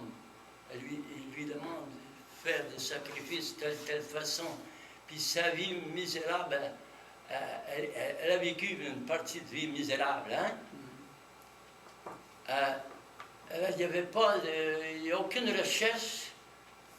Moi, je n'ai pas vu encore, c'est par rapport à elle, des recherches d'explication, même si vous m'appelez intellect, ça, je me dis ça dans tous tes cocos, là. Je cherche pas ça, je cherche à voir celui qui est celle qui te cherche, qui veut te sauver seulement. La flamme d'amour, moi, je comprends ça que Marie, Dieu a mis en elle, à cause de toutes les perfections comme vous avez parlé, il a mis en elle qu'elle ne pouvait plus nous laisser tomber. Elle nous aimait trop comme son propre fils. C'est un chrétien, c'est un autre Jésus, hein? C'est un autre Christ. Alors, elle ne pouvait pas le laisser tomber, autrement. Elle en meurt, comme vous avez peut-être parlé, elle en meurt d'amour, hein? Oui, oui. Alors, je ne sais pas, il me semble que Voulez-vous qu'on développe ça? Développez-le. Bon. Revenons à la question suivante. Quelle est la plus grande puissance qui réside en nous? Pas d'idée. Moi, je n'ai pas d'idée. Non, Dieu, La la volonté. volonté. Bon. Comment peut-on établir le bien fondé, la preuve, que la volonté, c'est la plus grande puissance qui est donnée en nous, qui réside en nous, qui nous est donnée par Dieu? Ah Comment peut-on prouver que c'est la plus grande puissance que Dieu nous donne? Mais pourquoi essayer de prouver ça? C'est très simple, c'est pour vivre la réalité et comprendre la réalité. Ah oui, vous avez parlé de ça il y a 2 semaines. Parce que la Vierge Marie a vécu dans la réalité, pas dans l'illusion. Elle aurait pu faire comme Ève et ne pas suivre la direction que Dieu lui avait demandé de suivre. Oui, la liberté, ça. Ah, bon, que dans C'est ça. une question de liberté. Là, Donc, la Vierge Marie était libre de vivre son Mais nous appel aussi. à la vocation. Nous aussi, on l'est présentement. Oui, oui, oui, mais revenons à la Vierge Marie. Oui. Elle aurait pu décider de ne pas vivre la vocation à laquelle Dieu l'appelait. Bien sûr, nous aussi. Bon, je suis d'accord. Jésus aussi. Mais pourquoi être... Non, il est Dieu, n'oubliez pas. Il ne pouvait pas désobéir. Mais la Vierge Marie, Oui. bon, Bravo. si la Vierge Marie, on vient de dire qu'elle n'est pas Dieu, c'est un cœur humain, c'est une personne qui est humaine, comment a-t-elle fait pour ne pas céder à une seule tentation dans son jeune âge et par la suite, pendant toute sa vie? Comment a-t-elle fait ça? Elle allait devenir la mère de Dieu. Non, non, Peut-être non, c'est non. l'esprit qui la C'était soutenait. un appel. On a tous un appel comme elle. On a tous Ah oui, mais on a la un tâche. appel. On a la tâche d'Adam et le péché d'Adam. Elle ne l'a pas eu. Non, non, non. On est différents beaucoup. En faisant abstraction de la tâche originelle, Dieu nous donne 3 signes indélébiles lors de notre baptême. C'est quoi? Prêtre, prophète et roi. Est-ce qu'on est d'accord? On reçoit au baptême, c'est l'enseignement de l'Église, ça. Oui, bravo. Ce que l'Église catholique enseigne, le baptême comporte 3 cadeaux. Celui d'être prêtre, prophète et roi. Le sacerdoce royal. C'est quoi le sacerdoce royal qui revêt la personne que nous sommes? C'est le cadeau qui nous est donné par le baptême. C'est quoi un prêtre? C'est une personne qui offrande. Oui. Alors, ce que l'Esprit Saint nous suggère, quand on est à la messe, il dit, tu peux offrir la messe pour la conversion de ton épouse. Tu peux offrir la messe pour la conversion de tes enfants. Offre la messe avec une intention que tu décides. Ça ne dérange rien au mérite de la messe Sûr. et de la raison pour laquelle la messe est célébrée en Église. Oui, oui. On dit, la messe est célébrée aujourd'hui. Ça ne diminue en rien. Sûr. Mais l'Esprit Saint nous dit, parce que tu as reçu le sacerdoce, tu peux offrir à Dieu une offrande agréable. Tu es agréé en tant que chrétien catholique. Ah oui, ça c'est bon, ça, je n'ai pas pensé à ça. Bon, on ne pense pas à tous, Mais hein? je voyais l'offrande agréable, mais l'offrande agréable pour moi, c'était seulement Jésus. Ah non, non. Oui, c'est bon que vous Nous sommes dites ça. prêtres, sacerdoce Ah royal. oui. Mais ça, Alors, mon sacerdoce me permet d'offrir à Dieu le Père quelque chose qu'il va aimer que je lui offre. Exemple, oui. je lui offre le Sacré-Cœur de Jésus, le Sacré-Cœur eucharistique de Jésus. Je lui offre la Sainte Face de Jésus. Oui. Je lui offre les plaies glorieuses, victorieuses et sanglantes de Jésus. Ah là, le Père, là, il est attentif, là, puis il accepte le sacrifice. Ça lui plaît. Ça lui parle, ça.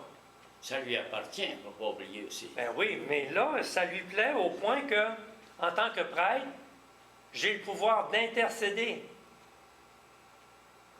Donc, l'offrande que je viens de faire de la messe, Oui. l'offrande que je viens de faire du cœur eucharistique de Jésus, l'offrande que je peux faire de la Sainte Face de Jésus, ça a un poids inestimable. Puis là, en retour, le Seigneur me dit, tu peux demander des faveurs, la conversion de ton épouse, la conversion de tes enfants. Prêtre, prophète et roi. C'est pour ça qu'ils disent à la messe, c'est plus puissant. Oui, mais si on ne comprend pas ça, comment peut-on le vivre? Bah, on le vit, on le vit sans Sans foi? Sans la foi? Non, pas ça. On le vit sans comprendre. On le vit sans comprendre. C'est ça. Bon, alors à ce moment-là, on n'a pas la foi. Bah, vous pouvez dire ça de même, mais Ben, je c'est-à-dire, pense on qu'il y l'a a ou on bien l'a des pas. enfants, des millions, déjà, on a tout passé par l'enfance. Ben oui, mais Si on vous l'a aviez ou on l'a parlé pas. de foi, je pense que vous auriez pu vous mêler. On l'a ou on l'a pas. On l'a ou on l'a pas, Parce mais que la 5 foi- ans, j'allais à la messe. La foi, c'est un dépôt. Pardon? La foi, c'est un dépôt. Dieu nous fait le cadeau de Oui, déposer la foi en nous. À 5 ans, il ne peut pas l'employer comme moi aujourd'hui. Non? Ben, à 5 ans, moi, j'ai fait ma première communion.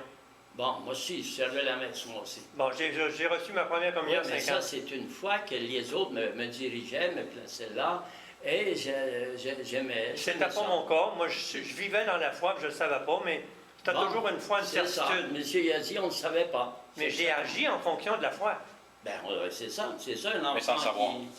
C'est ça. Sans trop le réaliser. Sans en être conscient. Sans trop le réaliser. Yeah, bon. Alors, ce qui arrive, Mais c'est ça a pris du temps avant qu'on puisse réaliser. mais c'est-à-dire Il faut que s'éduquer un peu. on est toujours dans le temps.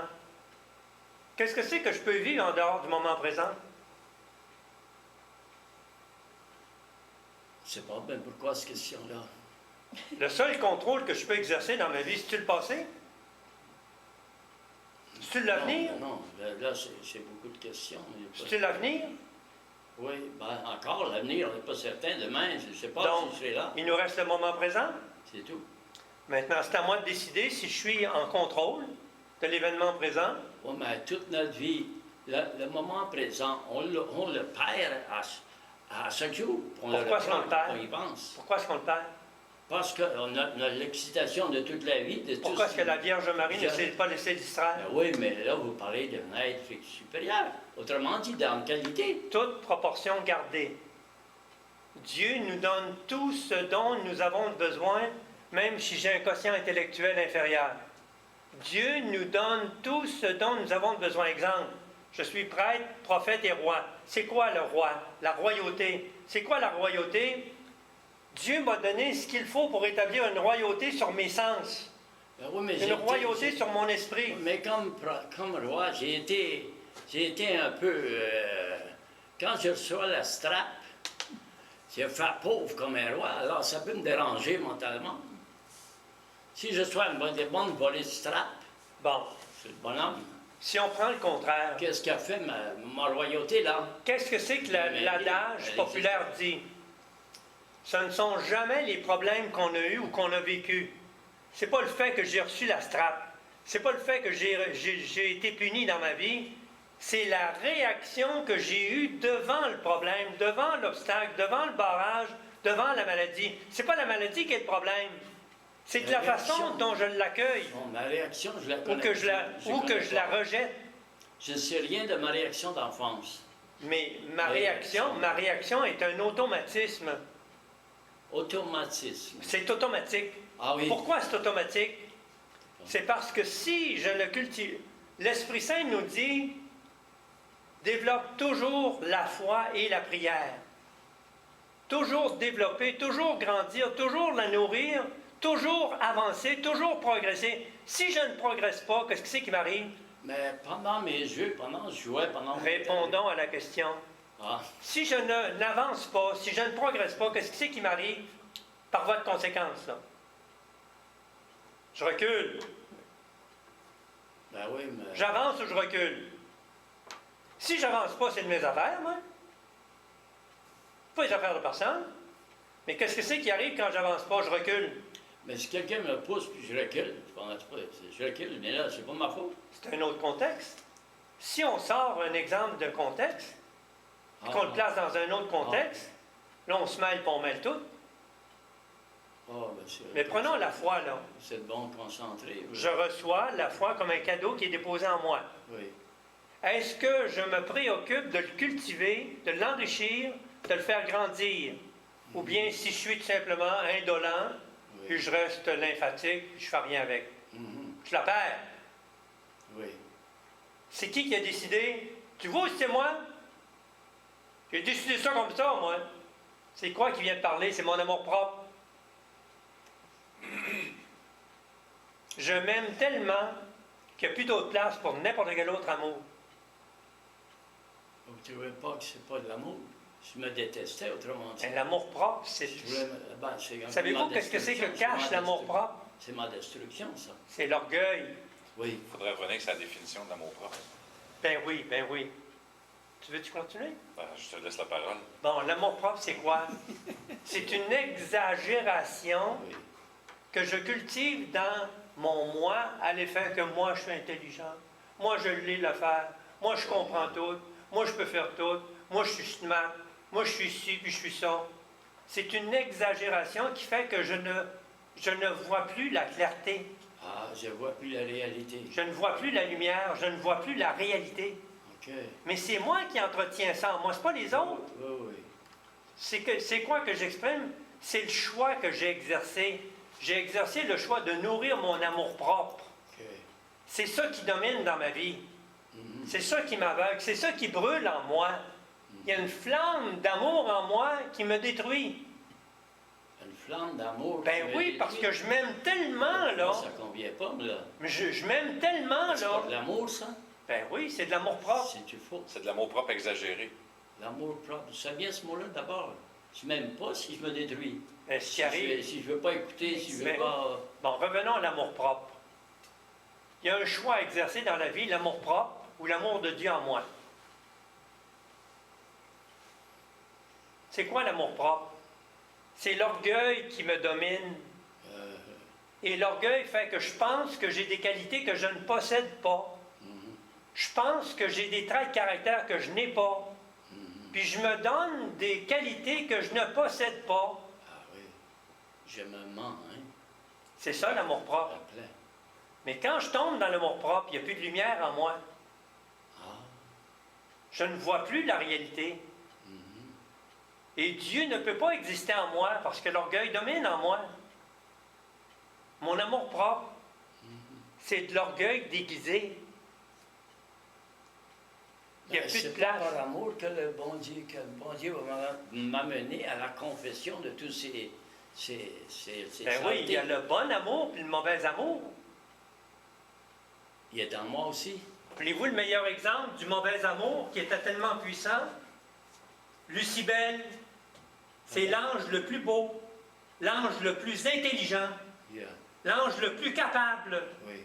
Il s'aime tellement qu'il a introduit la noirceur en lui. Il n'est plus capable de voir la réalité. Il ne peut tellement pas voir la réalité qu'il décide de se révolter. Mhm. Et il a vendu l'idée à des millions d'anges qui sont ralliés à lui. Puis imaginez-vous qu'ils ont cru dur comme fer qu'ils pouvaient, eux, aussi. ils pouvaient détruire le Créateur et le chasser du paradis et le chasser du ciel. Puis ils y croyaient tellement à leur erreur, à leur menterie, qu'ils ont engagé une guerre contre Dieu. Ils ont essayé de l'expulser. Ils étaient convaincus de pouvoir expulser le Créateur du ciel. C'est qui est arrivé, la réalité les a rejoints. Michael, son nom veut dire qui est comme Dieu. Son nom veut dire qui est comme Dieu. Oui, oui. Puis il s'en est débarrassé, puis ils ont créé l'enfer, puis ils ont verrouillé l'enfer. C'est qui a décidé ça? C'est-tu Dieu ou c'est le malin? C'était Lucibel. C'était l'ange le plus intelligent. C'était l'ange le plus beau, qui avait des qualités extraordinaires, mais il s'est pris pour un autre. L'amour-propre. L'amour-propre l'a emmené en enfer. C'est lui qui l'a décidé, c'est pas Dieu. Êtes-vous d'accord? Ben, je n'ai jamais réfléchi assez là-dessus pour penser. Il est candide, hein, il vit en vérité avec lui-même, il est simple. là. Non, ben, C'est merveilleux. merveilleux. Mais voyez-vous, là, voyez-vous les éléments de fond et de forme, les éléments apparents et cachés. L'amour-propre, ça cache l'essentiel. Ça cache l'orgueil. Si on, Vous allez essaye, dans des détails, Oui. beaucoup. si on essayait d'identifier auprès de Marie quel était son degré d'amour-propre, Mais il n'y en avait pas. C'est ça. regarde, Georges. C'est ça. Oh mon Dieu. Ah oui, ah oui. Bon, ils veulent qu'on revienne à l'exemple suivant. Oui, Exemple, quand on récite le Magnificat, on retrouve l'abaissement de sa servante. Qu'est-ce que c'est que la Vierge Marie dit? Elle exprime son abaissement. Oui. Mais son abaissement, ça a été permanent pendant toute sa vie. Elle ne s'est jamais élevée. Elle ne s'est jamais pris pour un autre exemple. Elle n'a jamais pensé devenir la mère de Dieu. Elle n'a jamais pensé devenir la mère de Dieu. Ça, c'est beau, ça. Hein? Imaginez-vous. Donc, c'est quoi qui a dominé dans la Vierge Marie? L'humilité. Pourquoi l'humilité?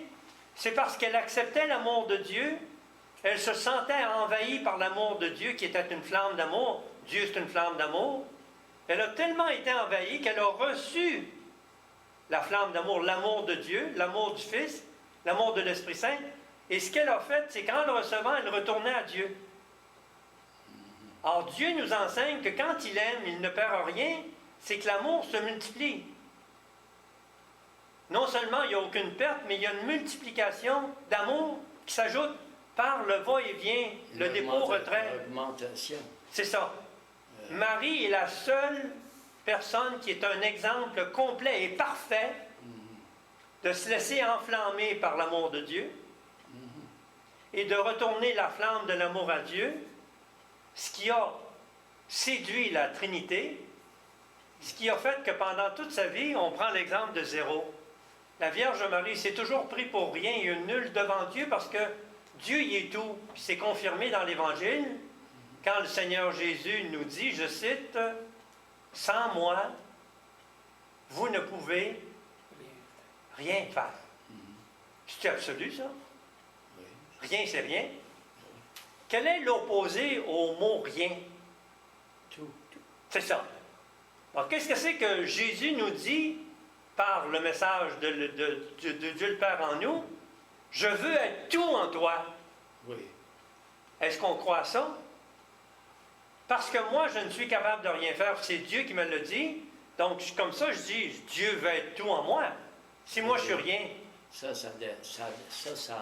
enseigne comment le degré de notre foi, hein, elle est tellement pauvre que Bon. on a même difficulté à penser comme ça, à dire Bon. Jésus peut tout en moi. Bon.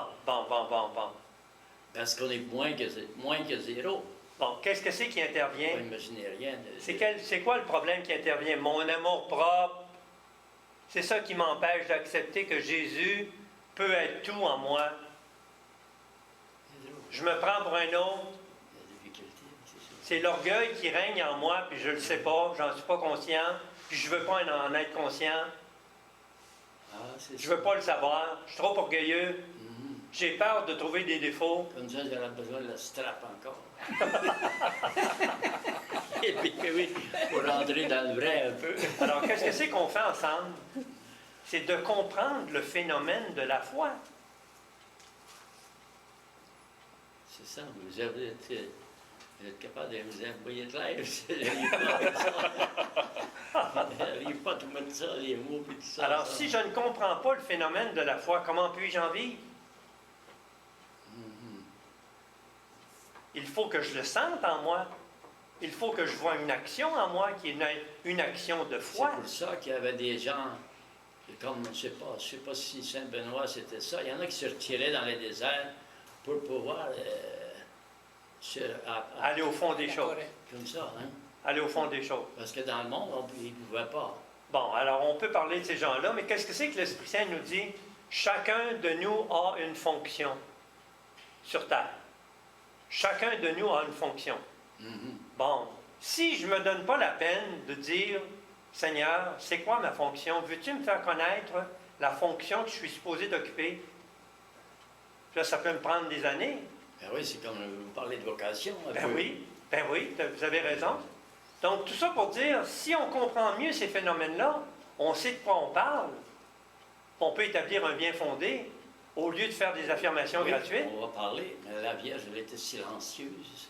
Bon, silencieuse, c'est-à-dire silencieuse au niveau de l'amour-propre avec le monde, mais très en état de présence de Dieu. Dieu lui parlait, elle parlait à Dieu, Dieu lui parlait, lui répondait. Elle était constamment dans un va-et-vient, constamment en prière. C'est quoi la prière? C'est un cœur à cœur. Oui. Elle est la seule qui a établi un cœur à cœur permanent, sans jamais décrocher avec la Trinité Sainte. Alors, qu'est-ce que c'est qu'on dit? Est-ce qu'on est d'accord que la Vierge Marie ne s'est jamais pris pour un autre? Donc, c'est peut-être un zéro à ses yeux. Oui. Mais qu'est-ce que c'est qui est arrivé? On a au tableau, ici, là, 0, 0, 0. Puis là, on a des centaines de zéros. Oui. Mais quand on décède, puis là, on arrive dans le ciel, puis Dieu a été toujours devant nous, puis puis a été le numéro 1 en nous. Est-ce qu'on peut imaginer un 1 devant tous ces zéros-là? Qu'est-ce que c'est que ça représente comme milliards de milliards de milliards? Mais c'est ça. Vous n'arrivez pas à apprendre à calculer. Moi non plus. On n'est pas capable, hein? Mais non. Mais c'est ça que la Vierge Marie est aux yeux de Dieu. Elle était tellement grande en humilité, elle était tellement un zéro, une personne qui ne se considérait pas comme quelqu'un de spécial. Elle était humble, tout le temps humble. Parce que sa vie a été dans l'humilité, il l'a récompensée dans le ciel. Là, c'est pas un qui est devant la Vierge Marie, c'est le 3, la Trinité Sainte. Fait qu'imaginez-vous la valeur que Dieu lui a donnée. Il l'a nommée Reine du ciel, Reine des anges. Hey, il y a des millions d'anges. Oui, oui. Reine des anges. C'est ce que le Lucibel n'a jamais accepté.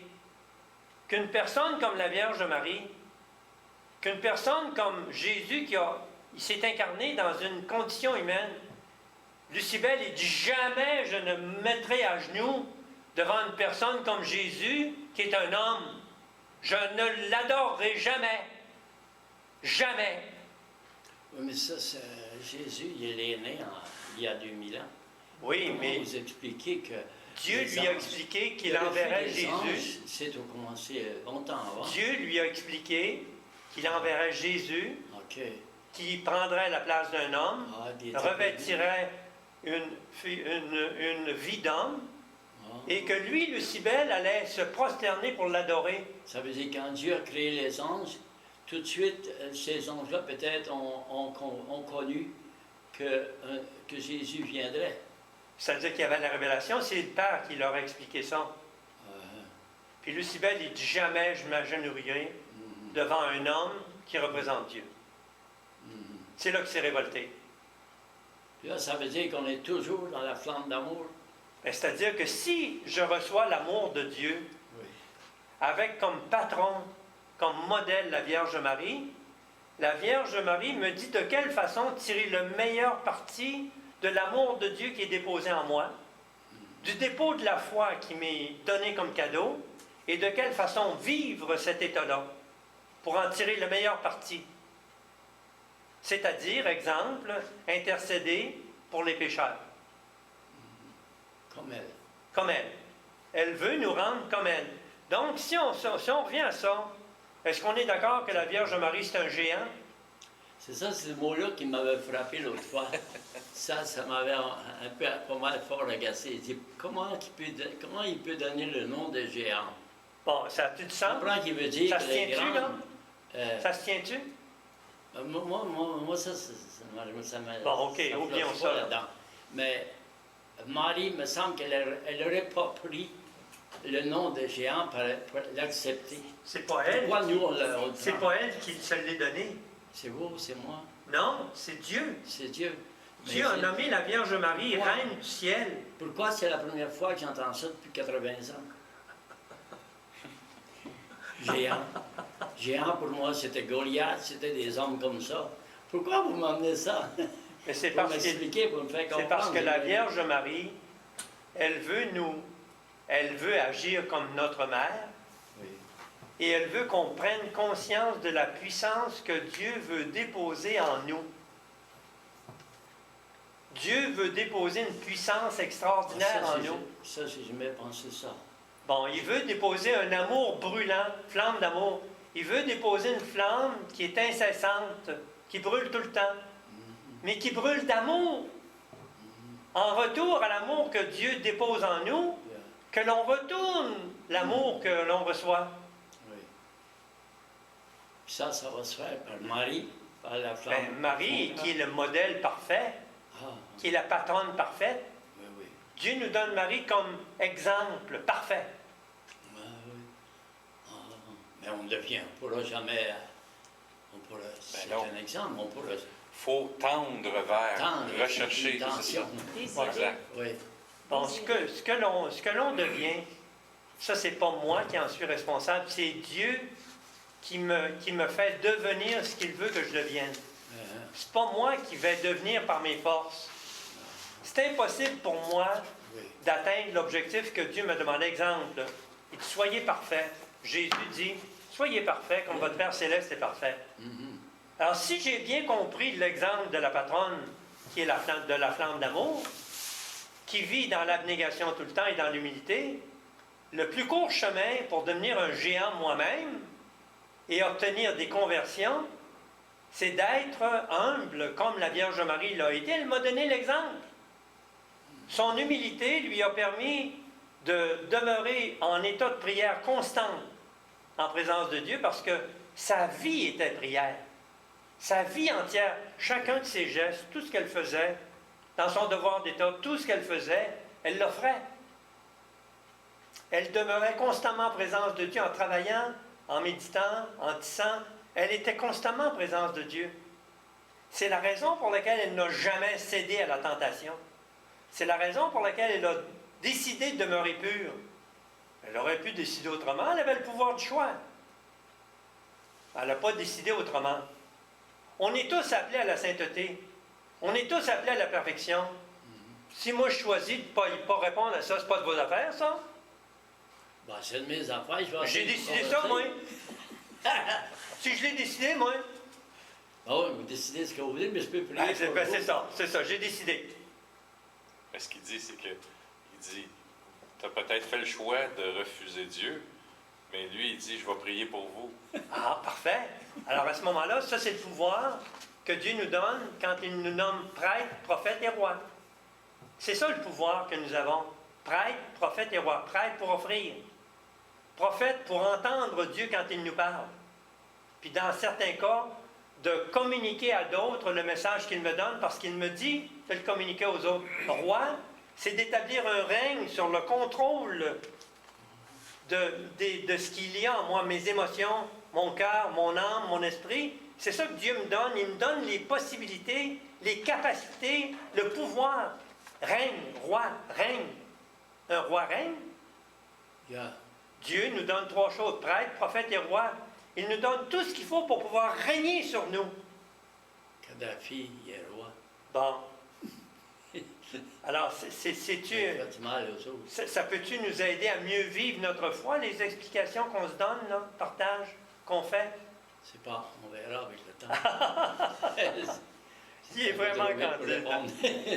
Il vit en vérité avec lui-même. Lui, il laisse aller comme ça vient. Non, non. Mais ça répond-il à des questions qu'on se pose?